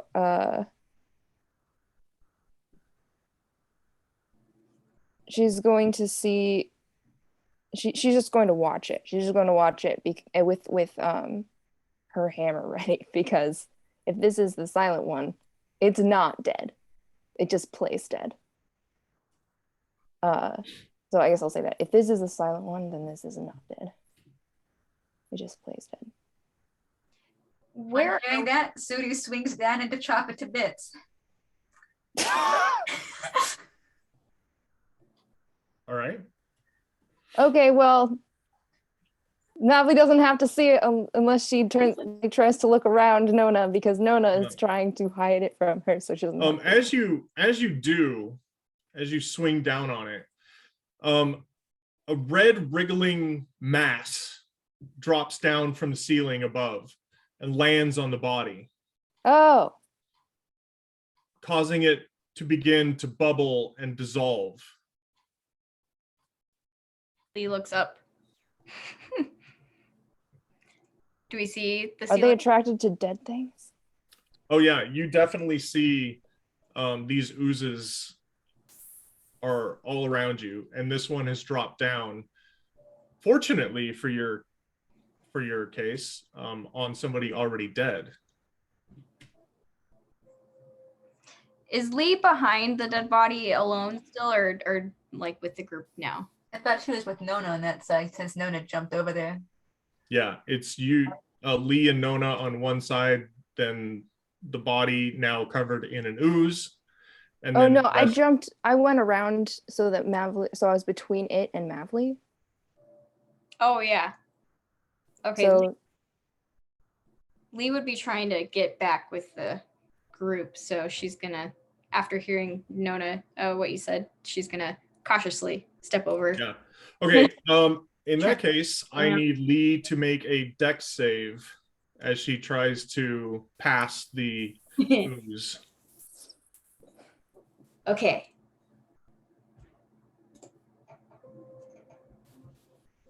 $19. woo! 19. All right. Yeah, as you pass it, like some pseudopods like lash out at Lee's legs, attempting to grab her and pull her in to this bubbling, wriggling ooze. But you manage to avoid getting pulled in. You. Perhaps we get going. Yeah, I don't think it's safe to stop moving for much longer. You guys all right? She turns around. But yes, was that the silent one?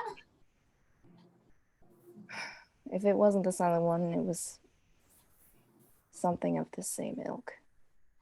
There's only one sort of thing that I know of that can change like that. So we're just gonna leave it here so it can turn into any one of us and come back and get us again? Well, right now it's being devoured by an ooze. Either way, we don't want to stay here with those things falling from the ceiling. At least To I be don't. fair, they could fall from the ceiling at any point. It's true. It's just harder to hit a moving target. That's me.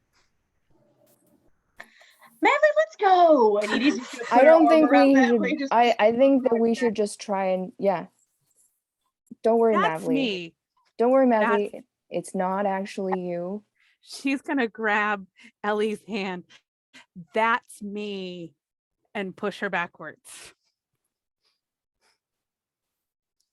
And then she's gonna turn around and just keep walking. Wait, that's you. Did you push me into? Okay, first of all, No, do I didn't have to push you into the ooze? Okay. It wasn't like a wholehearted I'm gonna shove you into the walls.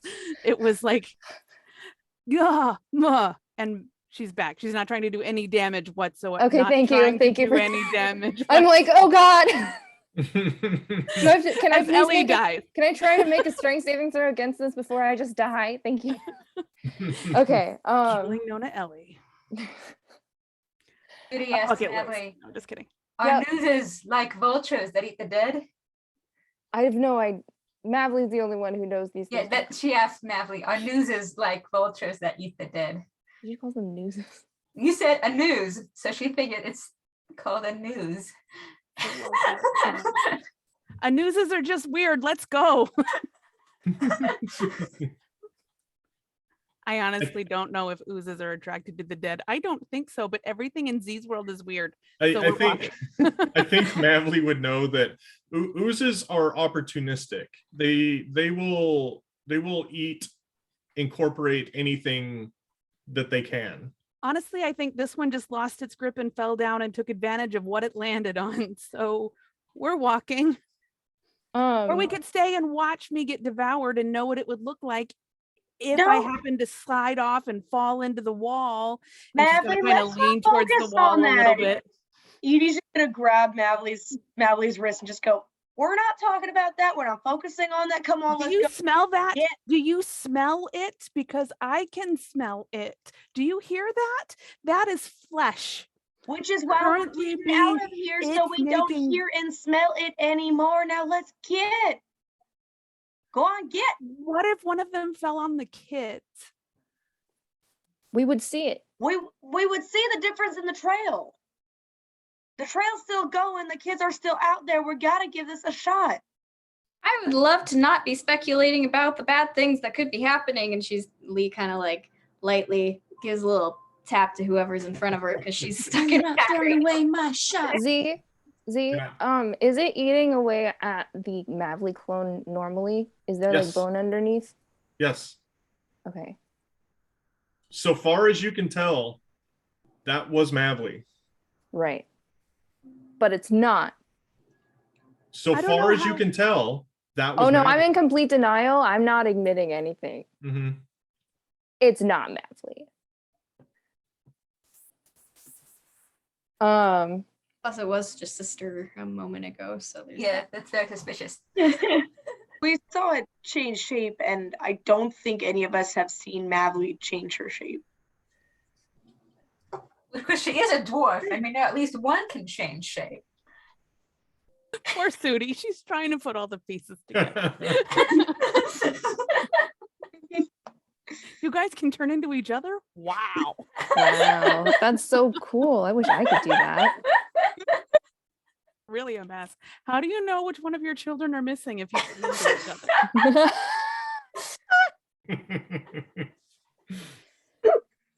Joke is they're not missing. The implication here is palpable. Ugh. I feel like Lee would maybe feel a seed of doubt kind of thing, but wouldn't be thinking about that in the moment because she's feeling a little nervous with wanting to move forward. Okay. So the team continues quickly down the Yeah. path. Yeah. Yeah, so you continue quickly down the path through the ooze-infested tunnel for well over an hour without slowing.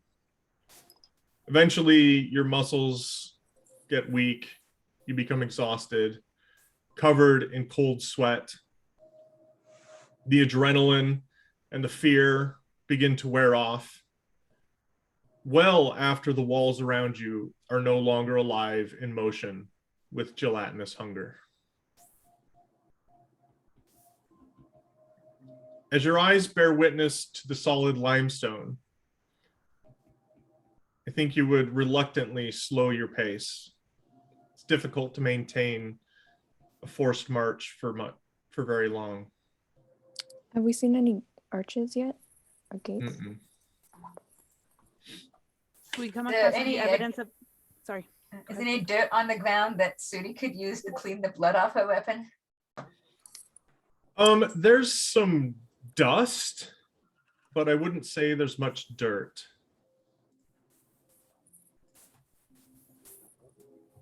So keep an eye out for something she can use. Okay. You continue walking for another hour and then another as the ever descending passages narrow, barely accommodating single file passage. Great. Do we see any evidence of additional camps from the From the kids? kids? Not at this point, no.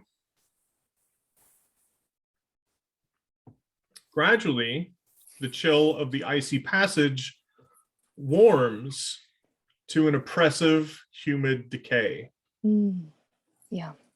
which further unsettles the team. Sweat visible on their garb, stinging in your eyes, loosening your grip on your dying torches.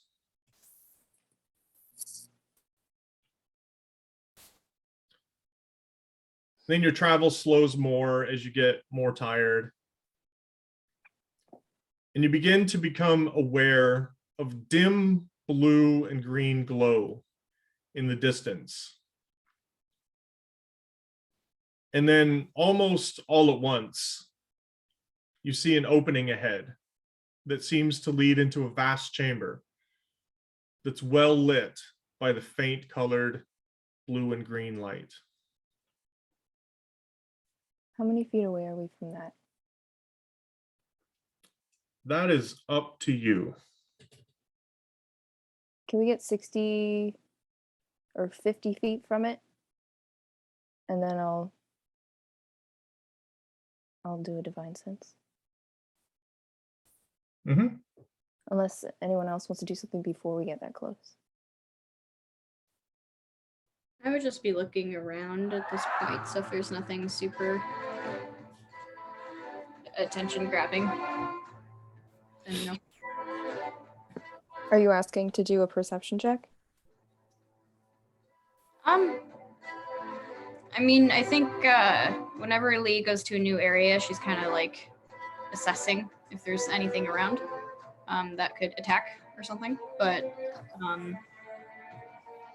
if there's nothing obvious, it's more of just a general sense of caution. So I'll leave that up to Z. Yeah, so in that case, I use your passive perceptions, which generally includes the generic descriptions that I give unless you specifically ask for something. I'd like to keep an eye out for traps as we move forward. Your eye out for what? Traps. Okay, cool.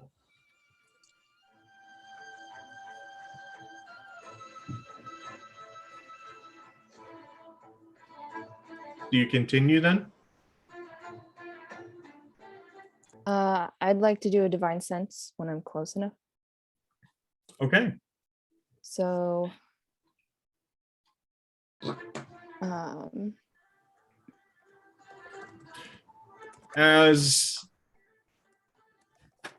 on, let me check this real quick. I imagine that the large cavern up ahead, nothing interesting is going to be in the first like 5 feet of the entrance. So I'm trying to get closer than 60, but not too close. Yep. I'm just looking up the specifics here. Yeah.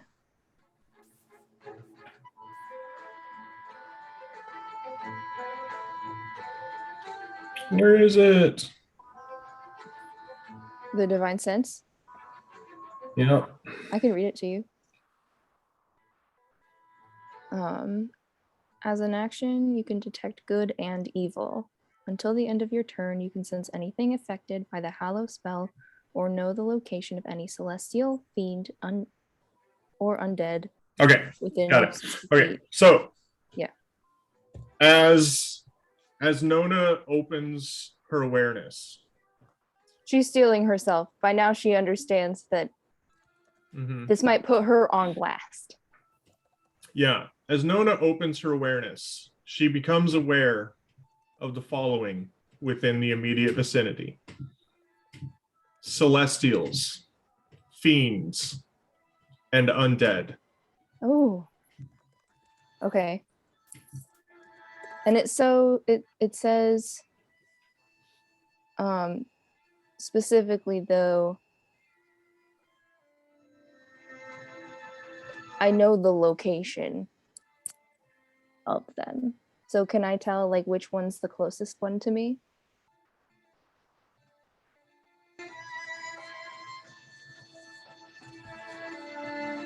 Yes. The closest one to you is from behind. It's a very familiar sensation. Yep. Okay, That cool. of the silent one. All right. Is it like usual, exactly 60 feet behind us? Just at the range, yep. Yeah. Just at that limit where you're aware of it, but barely.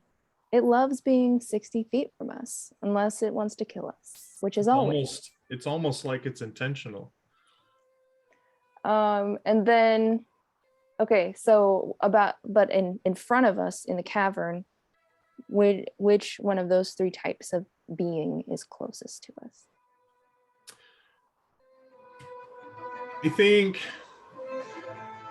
beyond your vision, you would be able to detect that the celestial and undead are moving, going in and out of that range of your detection. Okay. And it's not like they're moving towards us specifically. They're just kind of doing their thing. Okay. Yep. So you see Nona, she asks to go to the front of the group to do this. I need to see what we're getting ourselves into.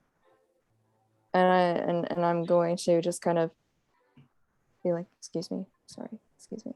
Like, you know, in a movie theater. And then she's Yeah, going to you actually, there's not space to move past. Oh, there isn't? No. Okay. It's okay. barely enough space to go single file. Okay, well then she doesn't do that. She Mhm. just bumps everybody up, I guess, a little bit as she does this. Yeah, and Nona And- was near the back. She was. So you guys are gonna have to be, I think, like the first person would be like 30 feet from the entrance for her to be close enough to know these things. Mhm. So so anyway, she does the prayer thing, and then there's like a slight, like her eyes, they're not glowing at this point. I'd say that they just turn white as she mutters a prayer to herself. And then she blinks and comes back. All right, the silent one is behind us. 60 feet, like it always is. And up ahead, we have undead, fiend, and celestial. So that's all I can really tell you. The fiend senses a lot further back, but celestial and undead, they're moving around. And do with that information what you will. Is there anything you can tell us about them? I only know that they are there. I've never fought such things before. We fought a lot of things that we haven't fought before.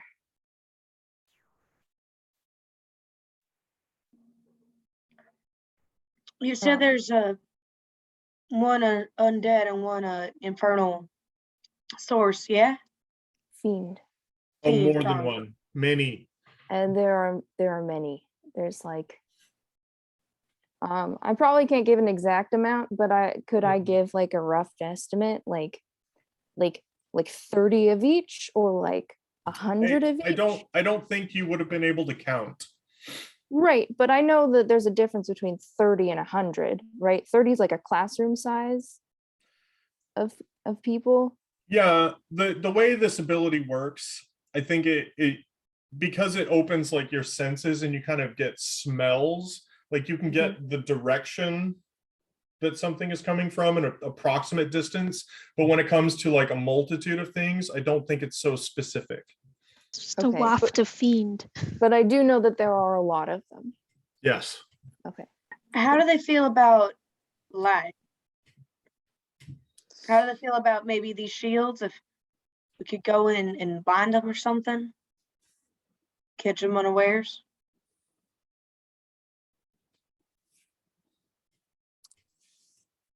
Can I do like an Arcana or religion check? To Answer Edie's question. okay, so what exactly do you want to know? If any of the undead celestials or fiends have any adverse reaction to the lights up our shields. Sure, I'll let you roll a what would this be? An Arcana, I think. And Mavli or Wit, if you guys know, please say something. Because I don't know. What'd you roll? I rolled a 4 Yeah, on you the definitely dice. don't know. Plus 1.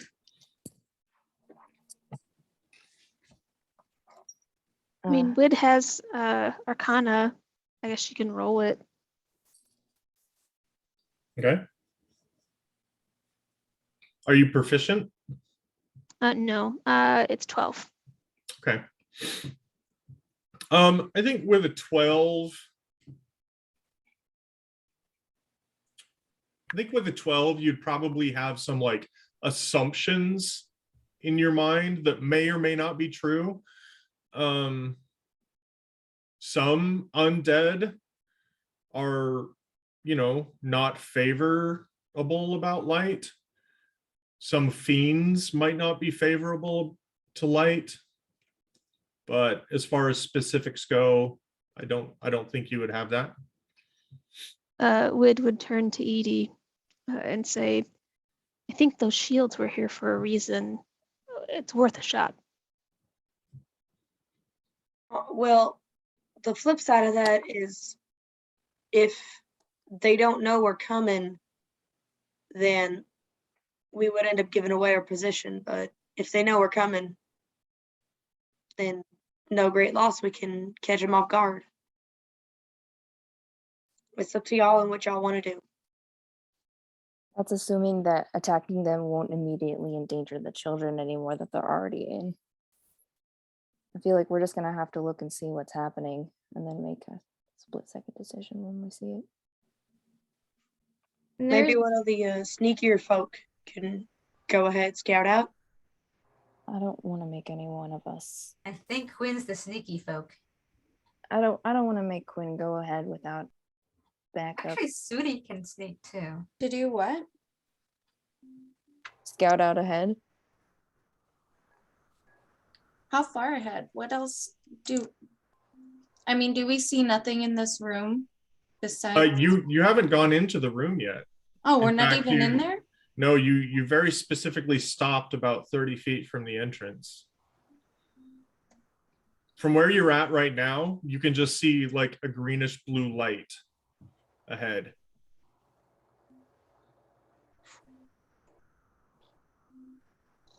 And that whole room is lit? It appears to be, yes.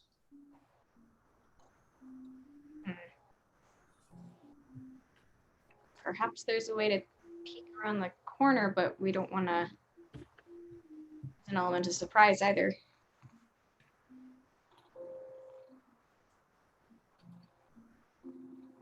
What's the chances we could walk past them? Lee's saying that almost kind of jokingly. I mean, if we don't pose a threat, I'm sure there's enough of them to be confident that they can overcome us at any point. I mean, is there any way for all of us to sneak around, maybe? I look down at my Or we armor. would get their attention. We get their attention too much, wouldn't we? I mean, do we want to go in there laughing hysterically? Then maybe Even we're so. all calling on the silent one. I mean, we did bring the silent one in here. I mean, it's following us. Mm-hmm. But remember Cole and his hysterical laughter?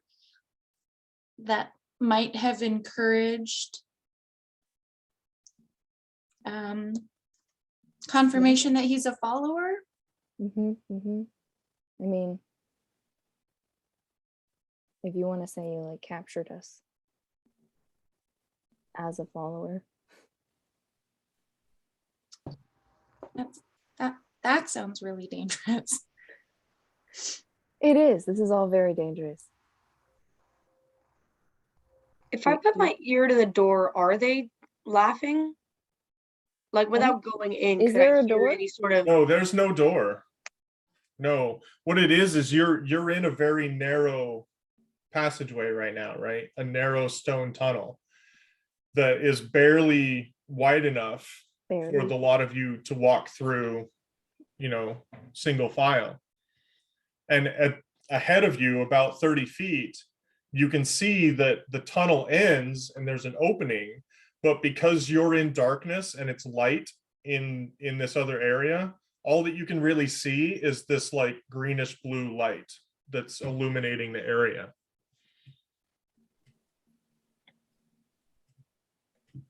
And the sources that that Nona picked up are over by that light 30 feet ahead.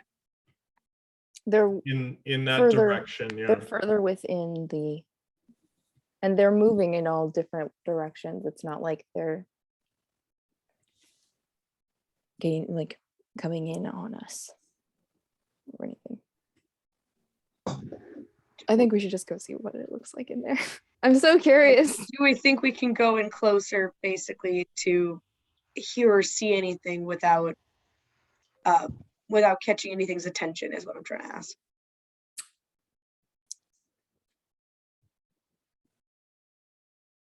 We can What do you try. think? Is this where the footprints lead, Z? Do we Yep. do we still see them? Yep. Well, that's where the kids went, so that's where we're headed. Perhaps we attempt to sneak and see what happens. Doesn't hurt to try to be quiet. I'm also not sure that they don't know we're here. Okay. Yeah, well, stealth. So group stealth check then. Yeah. Okay. I Those of apologize you for everyone. those of you with disadvantage, don't forget that you have that. I got 10. Who has that? Did you tell us? Do I have that? If you're wearing heavy armor, you are Oh. at disadvantage. 14. All right. Well, that's not as bad as I thought it would. Wid got a 5. All right. So that is a failure.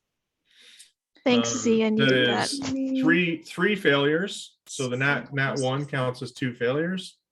I got a 15. I get a 19. I got a Okay. 17. Okay. The 10 is success or a fail. A 10 is a fail. Okay. So you are attempting to go quietly. For many of you, it certainly does not seem to be the case. But the bruised and sweating team slowly emerged from a hollow, seemingly set within a large white leafless tree, located in the middle of what appears to be a great forest. The ground underfoot is grassy, and the crisp scents of autumn permeate the air, defying all logic, as you very clearly must be deep underground. Can we see the sky?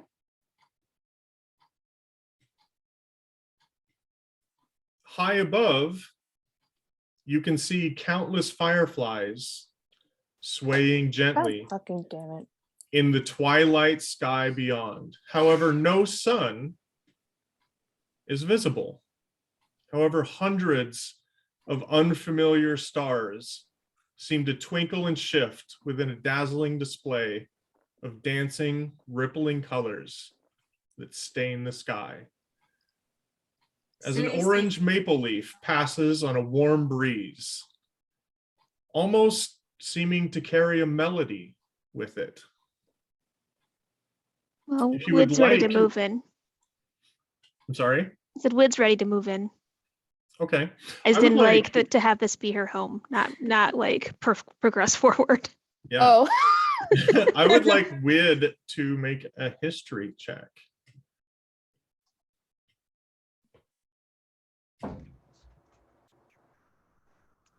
Or 4.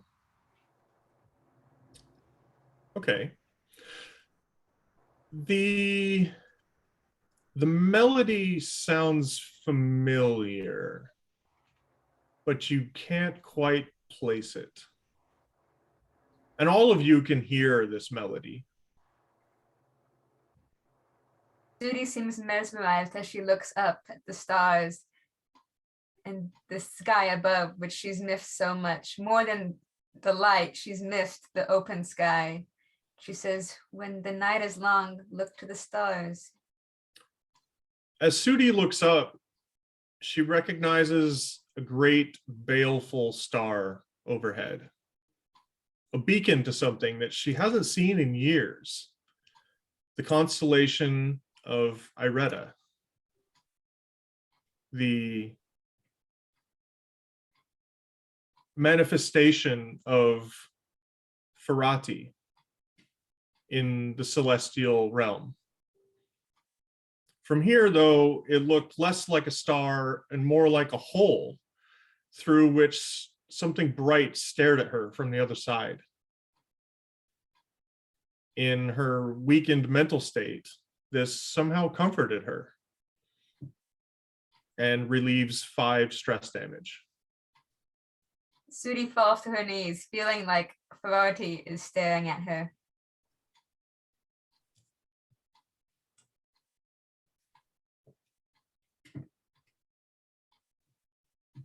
Remember, everyone, we need to keep our wits about you, or about us. We can't trust that any of this is real. Edie's gonna silently take her warhammer out. So she's got like shield up on one arm, warhammer in the other, just sort of ready for anything, and rather panicked that something is gonna come out of nowhere. Ellie, sometimes we have to take the comfort where we can get it. You don't have to trust it, but we can enjoy it. There was something back that way that changed its shape to look like someone who is no longer here, and then changed to look like one of us. How are any of us supposed to know what exactly this is? How are any of us supposed to know this isn't just another trick to catch us unawares, and maybe this is a trap? Y'all ever thought about that? That this could be a Definitely. trap? Maybe it's the only place where people who had to be here for millennia could come and take respite or respite, or however you say the word. Honestly, I've only ever seen it written down. I've never said it out loud, so I wouldn't know. Me too, until just now. Respite.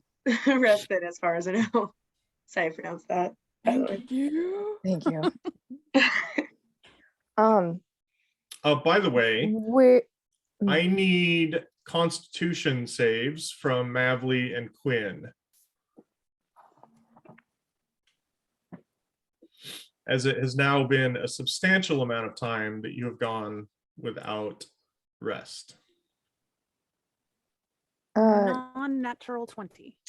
Non-natural 20. Is a +1. I'm just rolling my d20 and adding my modifiers, guys. Unnatural 20. Okay. woo! Both of Look at you you are guys. doing okay.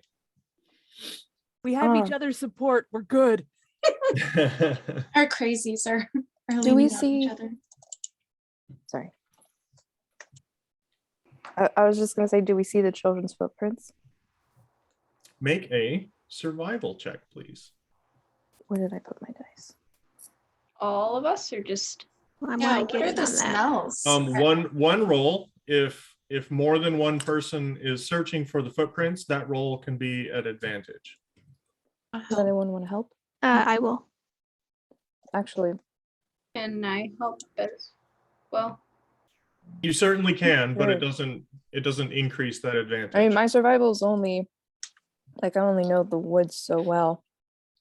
No, If that's anyone fine. has like a, okay. Ooh, 18 and a 10. So we're gonna go with an unnatural 20.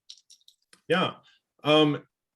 It appears that the tracks lead to a direction. It's hard to say what that direction is, but it is away from the white tree that you seem to have emerged from. We need to bring that. Which, by the way, is very strange, right? If you look back, you can see that the passage is there. It goes into the tree, but you can walk around that tree. I don't like that. If Nona goes around to the back of the tree, Mhm. does her blind sense of 10 feet give her anything? She like walk behind it and like close her eyes and like feel, see if there's anything invisible there. Nope. Cool. Are we gonna wait?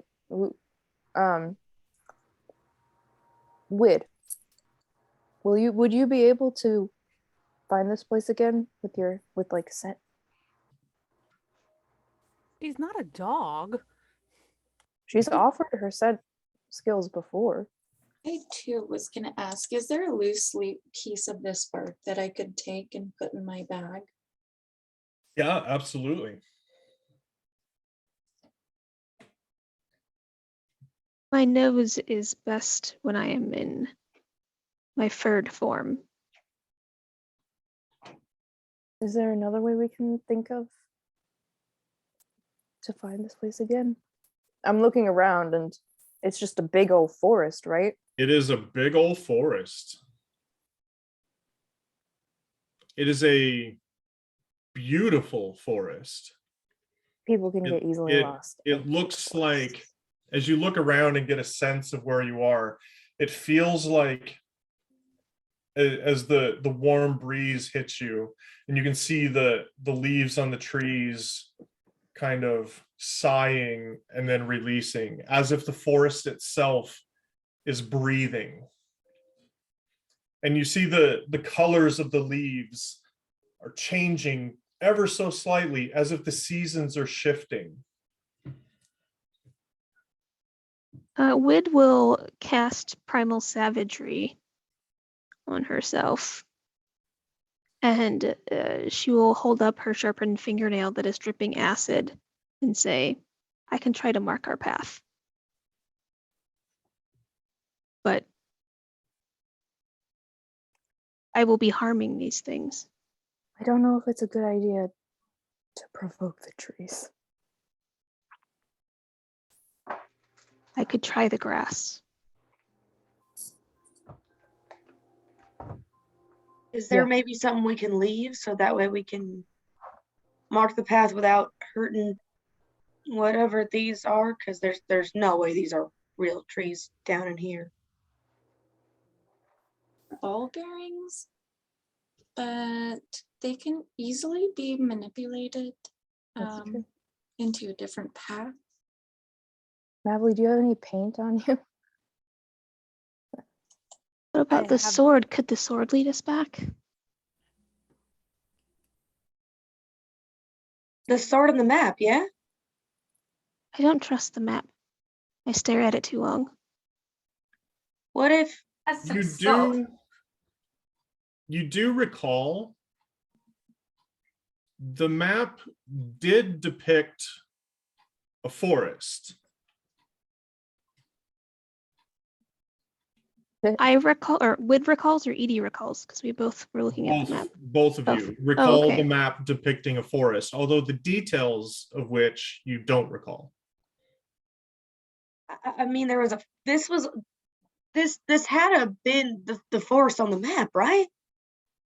This had to be what we saw.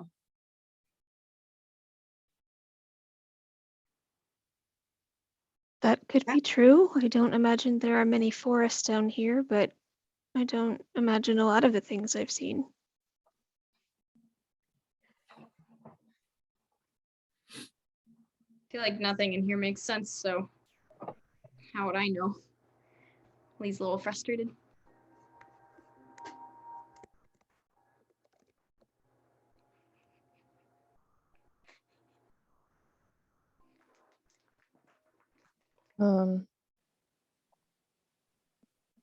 I think we're spending too long deliberating. Let's just keep going. Do we want to ask the sword before we go? If it knows how to get back here.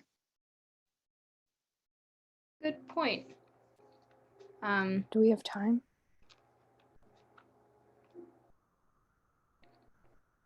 Lee would just ask naturally. She feels awkward about it though. Sword, can you tell me anything about how this is happening and if we can come back to it and find it again, or? I have a name. I ask that you use it. Always have a petulant sword. That's the name.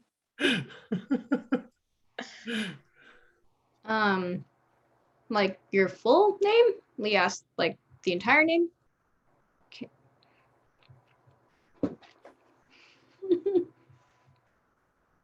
No response. Okay. Yeah, no response. Sorry. No worries. Okay. Bane of the Nameless. Can you tell us anything about? I mean, are we still underground? Lee's at a bit of a loss. Let's see what the sword knows.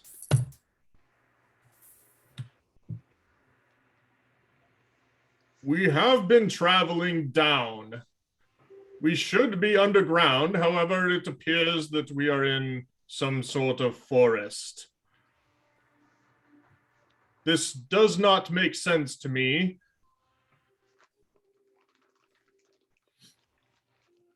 Well, I roll in that one. Oh no. I want to say this freaking sword was all like, here is all of this glorious Yeah. information, and now we're here and it's like, look, woods. Fuck a tree. Tired it bends. It's like "Rrrr." Yeah. Yeah, I rolled very poorly for the sword. Well, there would have been better times for you to roll in that one, Z, but that's Yeah. okay. We'll take it now.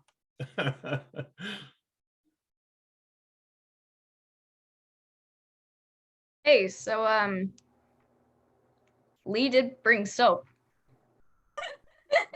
Soap has a smell. I don't know if we're having this conversation in Oh, real- and you whittle, right?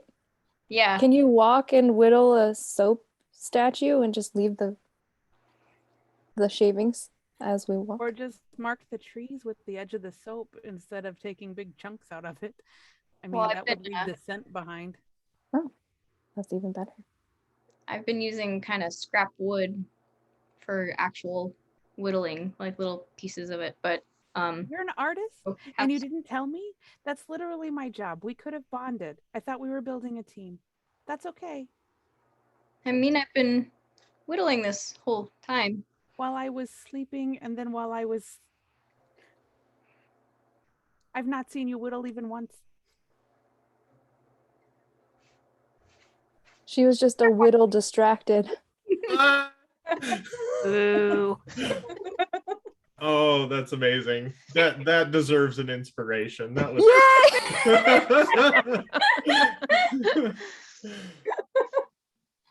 Oh, amazing. thanks. My first inspiration. Oh yeah, Um, I still have a point of inspiration that I'm really bad at remembering to use. That I'm gonna write that down again. I forgot how I got that. but yeah, no, use the soap. Soap is good. Let's do that. Is it scented soap? I can only hope. Yeah, do you have scented soap? I mean, Lee's a farm girl, so I feel like it would be some pretty basic soap, but at the same time, I mean, Might be strong soap. Even Sure. basic soap smells of lye. Like lye is a pretty Yeah. strong smell. Yeah. Mm-hmm. I feel like it would smell different than, wood and water and grass. So For sure. Yeah. Lye is a very distinct smell. I don't know how well bears can smell, but I assume it's better than. Better than Uh, people. Some bears can smell extremely well, like Yeah. smell blood within a 5-mile radius kind of well, but Oh. most of those are extinct now. Bears are kind of like big dogs. Well, yeah, I'll start just I guess Lee asked for advice a little bit, like, so should I just leave a little bit here and there, or what would you need to be able to smell it? What if you try to rub it on the bark instead of leaving it behind? I could do that. Kes, why don't you give me a nature check to see if you can accurately estimate the amount of soap that would be required for you to be able to follow that Sure. trail. I think that's a Never reasonable. thought we'd add her. Yeah, I guess. Yeah. Yeah, reasonable request. Yeah. medicine's a better role, but but yes. Yeah, okay. Medicine or nature. I'll let you choose. Okay, I'll do medicine then. That's a Oh, 22. no.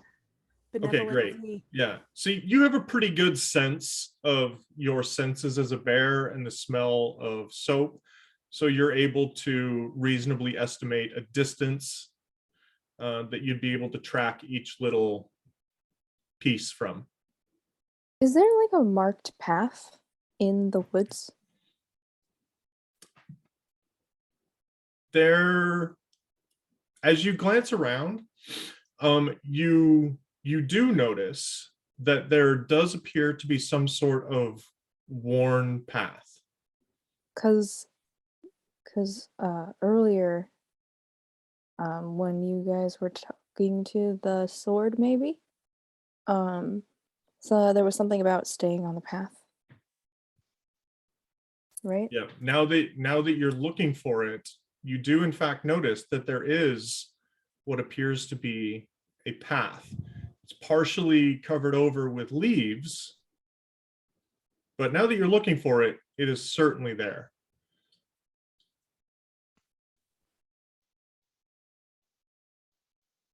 We should go on to that, for sure. It actually leads right out of the tree. Does it really? Mm-hmm. And it wasn't there before, as much as we noticed? You didn't notice it before.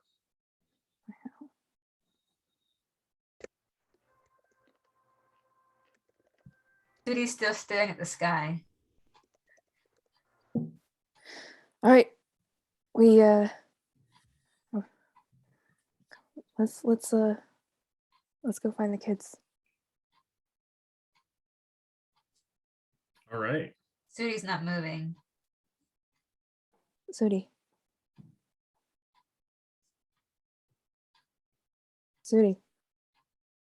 Hey. She's shaking. Okay.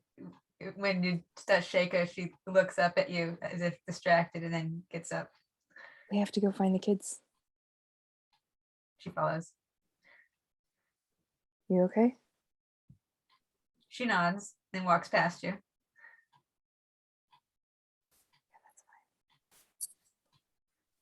Natalie will pat her on the shoulder as she comes up. I know it's a lot sometimes. All right. As you begin to walk through this forest, you really get a sense of this sense of breathing of the forest. The breeze blowing one direction, all the leaves on the trees kind of turning, getting a little bit lighter, more green. And then as the breeze blows the other direction, they turn yellow and orange and brighter colors of autumn, and kind of fluctuating. And as you continue walking, suddenly a shape drops from the canopy above with a sharp crack. God fucking damn it. What is it now? A dead gnome with a misshapen face grins at you. His legs have been cut off at the knees. His arms are decaying, and the smaller of his two eyes is missing from its socket. The only thing keeping him suspended at eye level is the noose tied around his neck. A small scrap of leather is affixed to his chest by a dagger. Is there something on the leather? As you glance at it, you see the phrase Isruid eo isolti sis haf doich da hafwik ma. That sounds familiar. Have we heard that before? You have heard at least a portion of this before. I thought so. Do I remember when? Specifically, da hafwik ma. Do you seek it? Do you seek him? I want to look up. Is this where I come in and do the affirmations? Yes, we seek him.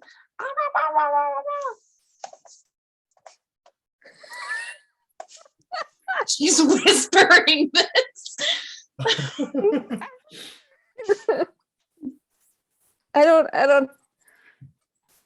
know what to say to that. Z, I want to look up and see if there's anything waiting,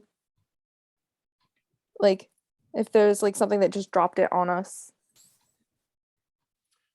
No. in the trees, Mm-mm.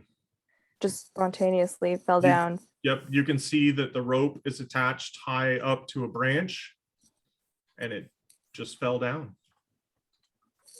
There is can I like look all around and see if there's anybody around? Sure, make a perception check. Okay. Anybody looking more closely at the gnome can also make a perception check. I would like to. Do we notice? To No. know my people. All right, that's an 18. Natalie looks at Wid and looks at the dead gnome and looks at Wid's bag and looks at Wid and looks at the dead gnome. I'm not in bear form if that's where you're going with that. Nope, I just saw you talk to a possibly dead bird. Dead gnomes at the next step. I don't Okay, know. so perception checks for the gnome. 12. 12? 15. 15. Okay. 15 is good enough. 12 is just missed it. So, Wid, you notice that the gnome's teeth have been filed to points. His tongue seems to have been cut out. His genitals appear to have been also removed.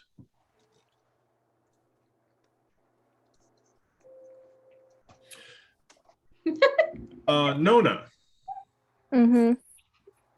the trees, multitude of colors, they seem to constantly sway. The wind picking up patches of leaves, swirling them into various shapes. And for the briefest of moments, you can almost hear a faint whisper. But then in a blink, the wind scatters them again. The lights, Sudi, above the aurora, they never relent, ceaselessly pulsing with strange and disturbing colors above.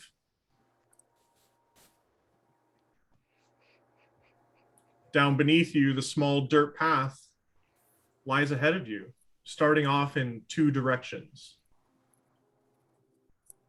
The trail continues in one of them.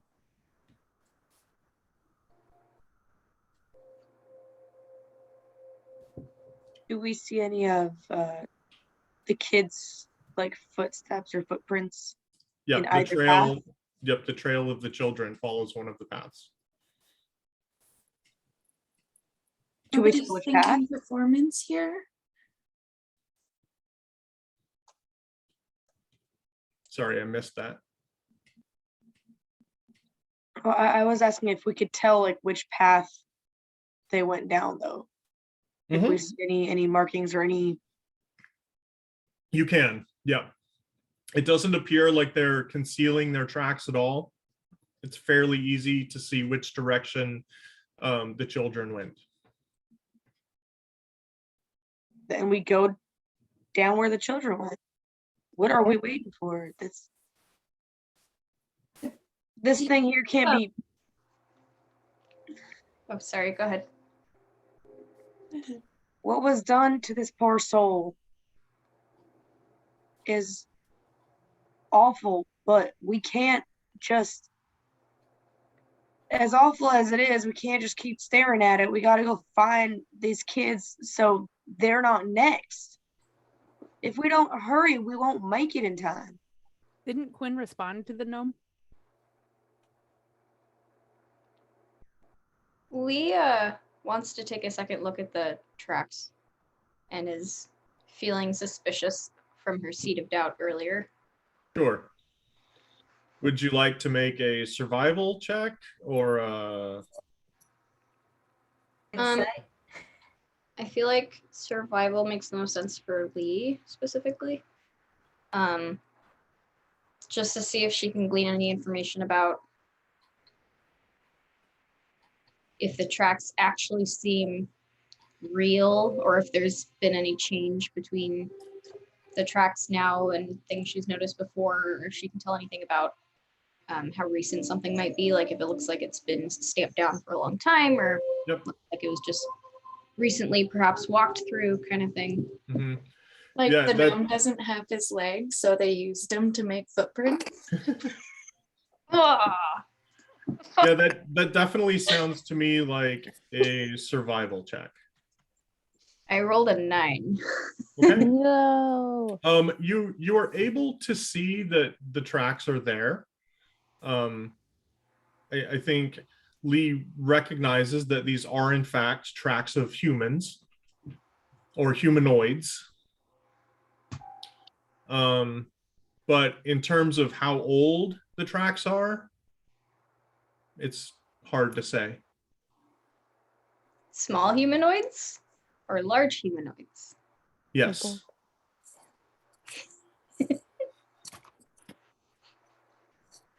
Both. Okay.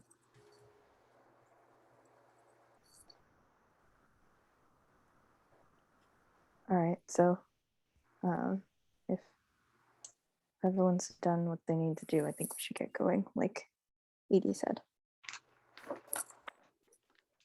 Guess there's no other clear directive, is there? I concur. We should keep moving. Right. Does the gnome respond to what Quinn did or said? The gnome is dead. Okay, so it's not moving at all. Hmm. Oh. You said we only heard part of what it's the thing on it? The note, Yeah. you recognized the last portion of it. So there's technically more information there that we don't know. Correct. Could the Does- sword read it? Yeah, could we ask In the what, sword? Elven? Yeah. It is Or- not No, Elven. infernal, right? Yes. Sword has read this in the past.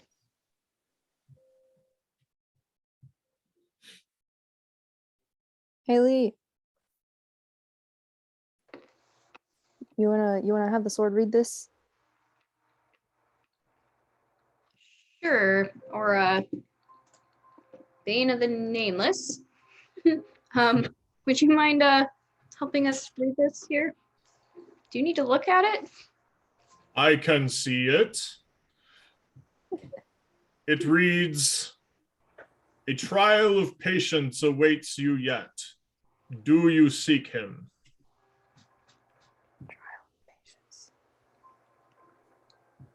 Seeks you yet, is what you said? A Or wait. trial of patience awaits you Oh. yet. Do you seek him?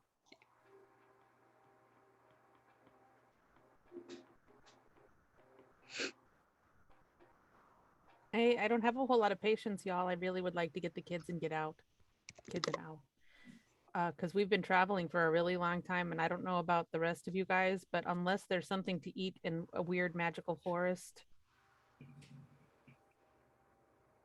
Yeah, I know. and Absolutely. we don't necessarily have enough to feed 13 children. Oh, probably. Were there like 60 children taken? They're 14. Oh, 14. Mhm. My bad. Chrissy doesn't remember things. Okay. Leon? Okay. As you continue down the path, several hours pass. The forest remains brightly colored with oranges and yellows. At one point, a strong breeze pushes past, changing the colors of the trees as it blows closer, darkening them. As it reaches you, you feel like an exhalation or ripple of powerful magic. But beyond the general uneasy feeling that the change in color of the trees gives you, it doesn't seem to have any particular adverse effects. Periodically, as you're traveling, you see this darkening breeze come towards you.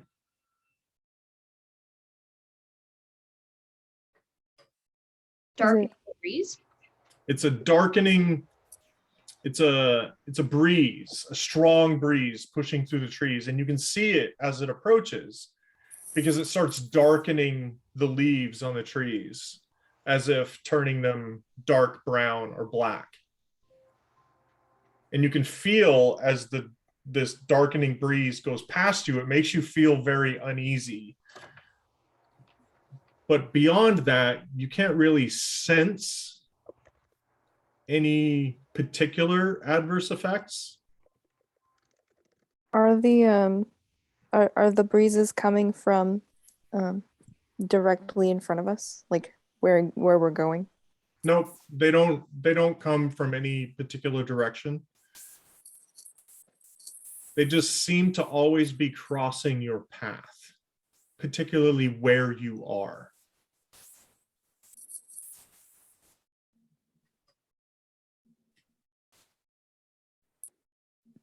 Okay.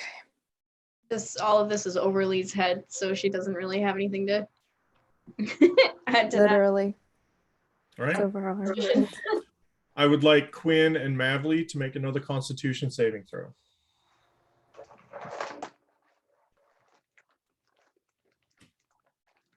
The DC is higher this time.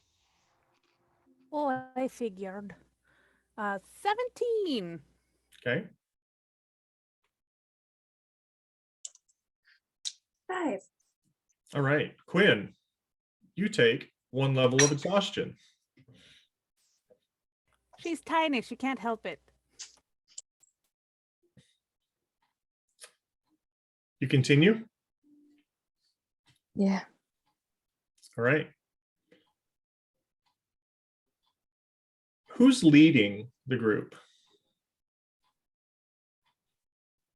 I think Well- Lee's still kind of behind. I'm kind of in the front somewhere. I think Sudi would have been behind Nona. Edie's pretty close to the No, she front. passed her, but then she stopped to wipe her blade. Okay. Wood's fine being in front, but Kess is fading a little bit. So Yeah. Okay. We've got about a half an hour left. Can you make it? yeah, no, I know. I just mean in terms of like role playing and energy. So Yeah. I can't take point intellectually right now. Mm-hmm. Okay.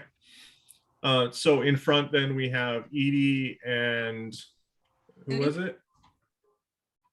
Oh, no, Edie and Quinn. The little ones. Okay. Edie is not a little one. She's quite tall, in fact. She's 3 feet. She's 3'1" and takes pride in that 1 inch. I think Edie is taller than Quinn. Is she? I believe so. I Aren't- think I'm taller actually. Oh, okay. Never mind. I retract my previous statement.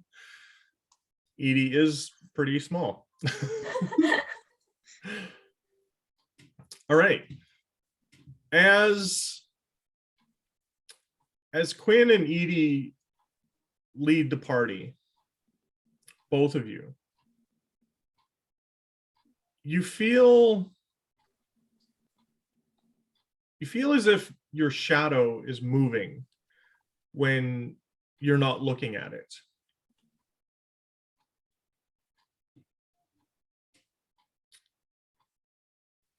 I want to light my shield if it's not already lit, just to try to dispel any shadows. So lighting your shield will actually cause you to cast stronger shadows. Cool. I'm not going to do that then. Mhm. Oh, I don't know. You just get a sense that your shadow is moving. Your shadow is moving. I mean, you can ask Nona to put the light in her shield so that the shadow's in front of you, so you can keep an eye on it. That's not a bad idea. Hey, Nona. Yeah.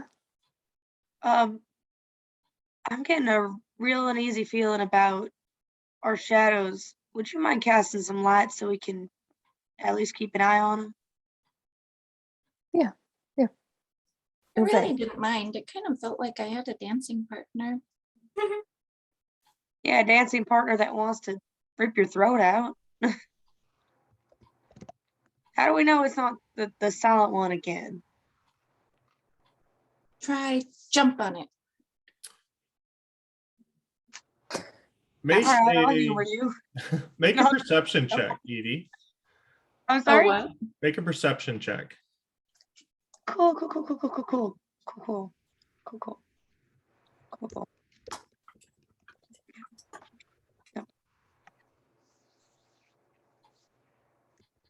14? Okay. So as you continue walking, you're paying particular attention to your shadow. And at one point, you're quick enough, when you sense that it's moving, you're quick enough to look and you notice it shift. You notice your shadow sheathing a dagger, in fact, as it stands over the corpse of Quinn's shadow. Hold up. And I'm gonna Laughing victoriously. I'm gonna take my shield, I'm gonna light it up, and I'm gonna point it so I can try to dispel the shadow as much as possible. As you snap back to reality, rationalizing even, that you couldn't have just seen the shadows of corpses, but the corpses of shadows lying on the ground. That would be insane.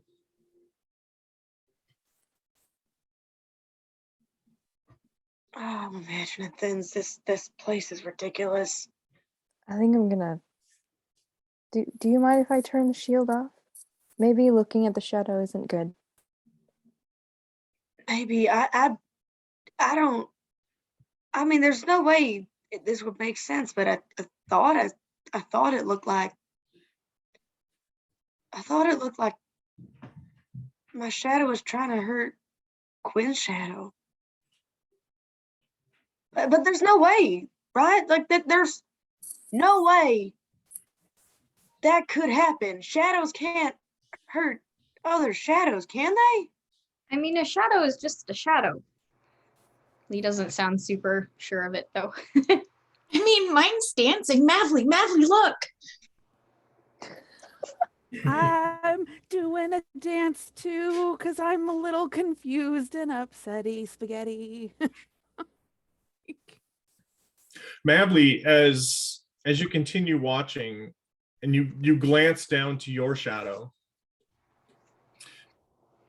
and you realize that your shadow is also moving separately. Oh, come on. In fact, it's propped over Sudi's shadow, holding a warhammer high above its shadowy head, poised to attack. I'm going to point at it and go, no. That is It unacceptable. turns its shadowy head as if to acknowledge that you said something to it. Thank you. And swings the hammer down into Sudi's shadow, Oh, for crushing God's its sake. skull.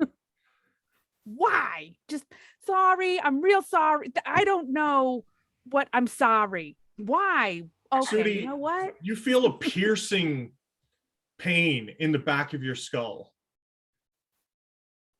There's no impact, there's no trauma, there's no blood. But you feel the pain as if you got hit. Take 6 points of psychic damage. Does Sudi move at all or acknowledge the pain at all? Well, she sees that Mavli is looking down at their shadows, and she looks too, She mostly seems confused. She blinks a little and sort of twists her head.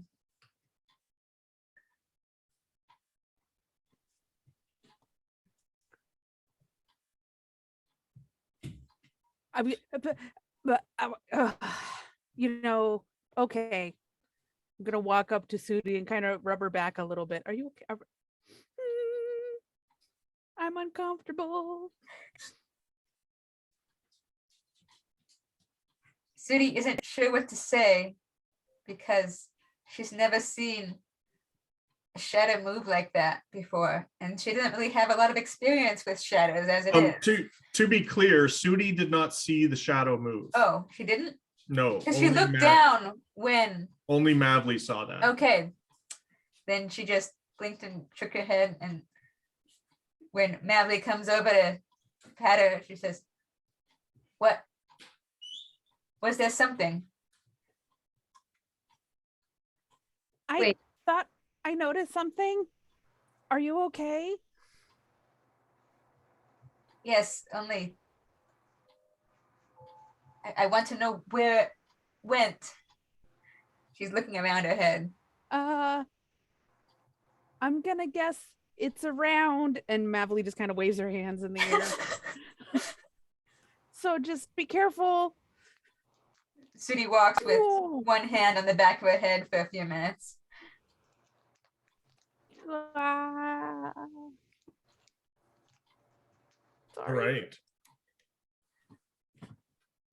You continue to walk through the forest following the path of the children for another hour, and then another, and then another. This is the trial of patience.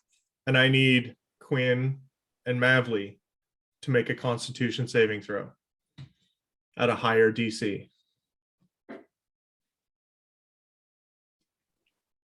Already? Let's see. 15. Okay, Mavli, you take a point of exhaustion. Shocking. And Quinn, you take a point of exhaustion. At this point, Quinn becomes visibly exhausted. Her pace slows, and she's having trouble keeping up with the group. Should we take a break? Sudi puts her weapon attached to her back, and she picks up Quinn to carry her. probably I can wait right here till you guys get back. Oh, I will totally wait with you. Does Quinn resist being picked up? What's up? Sudi tries to pick Quinn up. Did Quinn resist? No. She's Okay. double exhausted.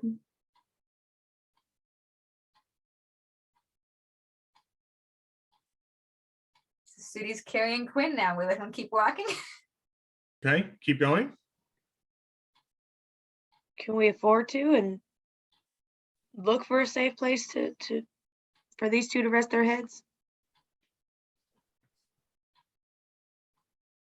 Especially point- they do look awful. At this point, you have been traveling for over 8 hours.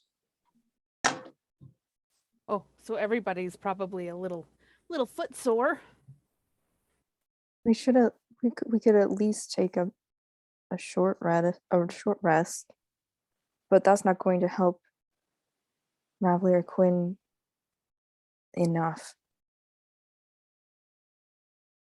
It certainly can't make things worse. Can someone try to sleep while being carried? Is that No, no? Hmm. I wish they could.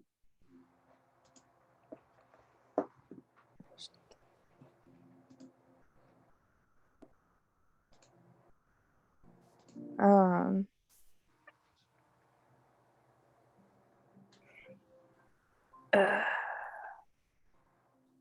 you Has there- continue? Has there been any change to So there's not a sun. I assume there's not a moon either. Correct. Has there been any changes to the light? Absolutely. The sky is a mixture of swirling colors and lights. So has it gotten brighter? It gets brighter, it gets dimmer, seemingly erratic cycles. Okay, so there's no sense of, you know. No sense of the passage of time. Okay. But your feet tell you that it's been quite some time. I mean, See, what about sleeping on a mount? I'm sorry? What about sleeping on a mount? Can people sleep while they're like on a horse? Nope, also Okay. no. Tied to a horse? Nope, not very restful being tied to a horse. and you fair. might sleep in the back of a car. You know, A cart maybe, but see, if I go and find a horse and tie myself to it and manage to sleep, personally, like if I go, you know what? If you do that and manage to get a restful 8 hours sleep, I will retract all of my previous statements about that not being restful sleep mhm, and mhm, will allow it in game. Do it. perfect. All right. Maybe an inspiration point. Yeah, and an inspiration point. Well, I feel like if someone is being held like this, if they were small enough, they could like maybe get a little nap in. But I don't know I about mean, I've definitely fallen asleep while being carried. Yeah, do that for As 8 like a hours and see child. if you get a restful sleep. Nah, I don't know about. I had no concept of the passage of time at that time of my life. So. Who knows how long I'm supposed to sleep?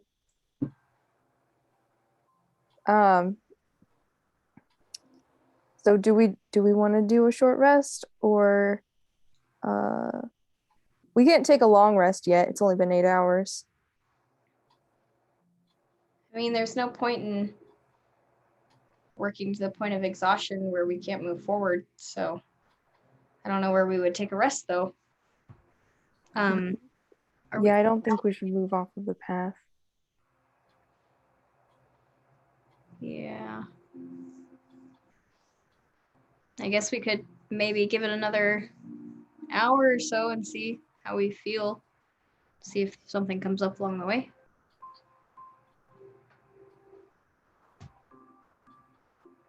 Okay. Sure. Why Mavely, don't are we you sit and have some tea? want to do a short rest and then do another hour and see how we feel? Well, Sudi's out of tea. Does Win have more? I Or have water? Does anyone have water? Sudi has a little bit. I have mead. Way better than water. Might not inspire us to keep going though. I have a water skin and I could pass that around. I don't know how much water is in that though. That's a good question. It's 5 pounds. 5 gallons at first that they've been drinking. I think Sudi only has a gallon left. Yeah, 5 pounds is approximately a gallon. Well, no, it's about a gallon and a half. it says 4 pints. 4 pints, yeah. So that's about a gallon and a half. Wait, How much water does a water skin hold? 5e, 4 pints. yeah. Barely anything. Yeah, it's not a lot. They need to find more water. Yeah. I'm just gonna assume that you refilled your water skins when there was that fountain. Okay. Yeah. Yeah, I would have if there was nothing telling me to not do that. Yeah. Pints in a gallon? In a gallon, probably a lot. I don't know. 8. 8 pints in a gallon? That doesn't sound right. I just Googled it. Really?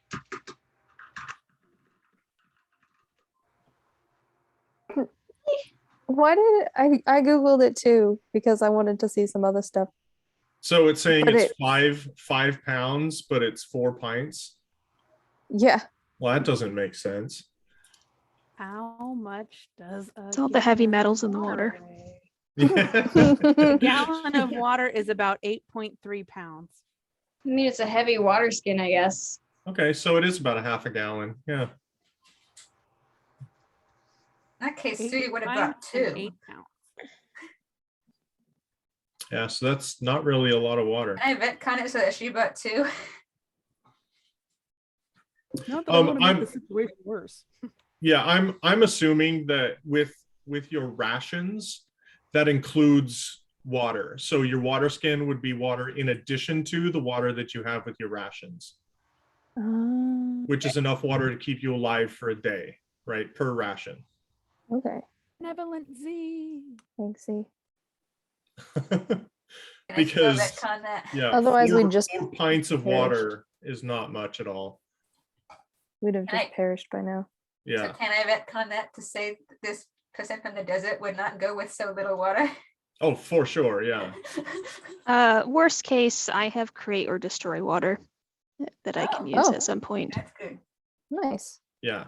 So along with the rations, I think that rations include survival water for that day.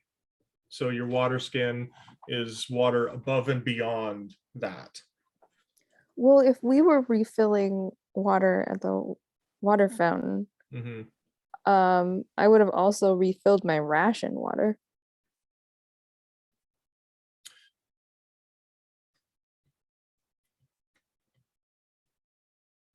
If I was already carrying it. I mean, would that be something refillable though? That's Yeah, kind I would say probably not. Well, what else would it have come in? Well, it might have been stored in something, disposable, like Napkin. yeah, like if you had like a sealed container that like you cracked, right? That stores it for long times. I don't know. I'm trying to give you a bone here, but I don't want you to abuse it. Or it just comes in like Okay. soup form or something. It Yeah, comes in. actually that's a good idea. It comes in soup form. All right. There you go. I didn't use all my spells yesterday. If we want to retcon it, I can create up to 10 or could create up to 10 gallons of clean water a day, or yeah, a day. Is that like a cantrip or? No, it's a first level spell, so I'd have to take a slot for it. Is there any like running water or any sort of edible plants around here? Maybe we can try to Forage? find some food sources. Sure. I don't know Or if that's a if good you would like to idea. look for them, you can certainly do that. It might require you leaving the path, so that's a choice that you'll need to make. Hey, y'all, I'm thinking of straying away a little bit just to find some food. Does anyone want to come with, or do Yeah, y'all think that's a good idea or not? Maybe we only do that in extreme circumstances. Right now we have a little bit left. Well, I figured if we're in an area with life of some kind, then who knows if we'll run into anything like this again in the future. Have we heard or seen any actual animals? Strangely Or- enough, you haven't. In fact, aside from the wind, it's been pretty eerily quiet. With exception, of course, to when the wind blows and you see the formations of the leaves and you hear a kind of melody, the song. Aside from that, you don't hear the sounds of wildlife. Are there any berries or plants or anything we can pick? Should just a few of us separate for 15 minutes with inside of the group to gather what we can? Lee feels unsettled and says, I feel like we should stay on the path. We don't know, and I do still have some ration left. And I don't trust anything we find in these woods. That's a fair point. I've got a I few mean, I rations would and trust stuff. that gnome. He might still be good. Maybe so. Are you suggesting we backtrack? Wasn't he and- missing his legs? Not at all. No, not at all. Wasn't the he good- missing his legs though? All the good parts are gone. See? Yeah. Yeah, they ate his legs already. Nothing left. I mean, The arms, maybe. Lee pulls out a ration. Look, I'm just assuming we're gonna run out. We're gonna run out of rations at some point. And Not if we rush.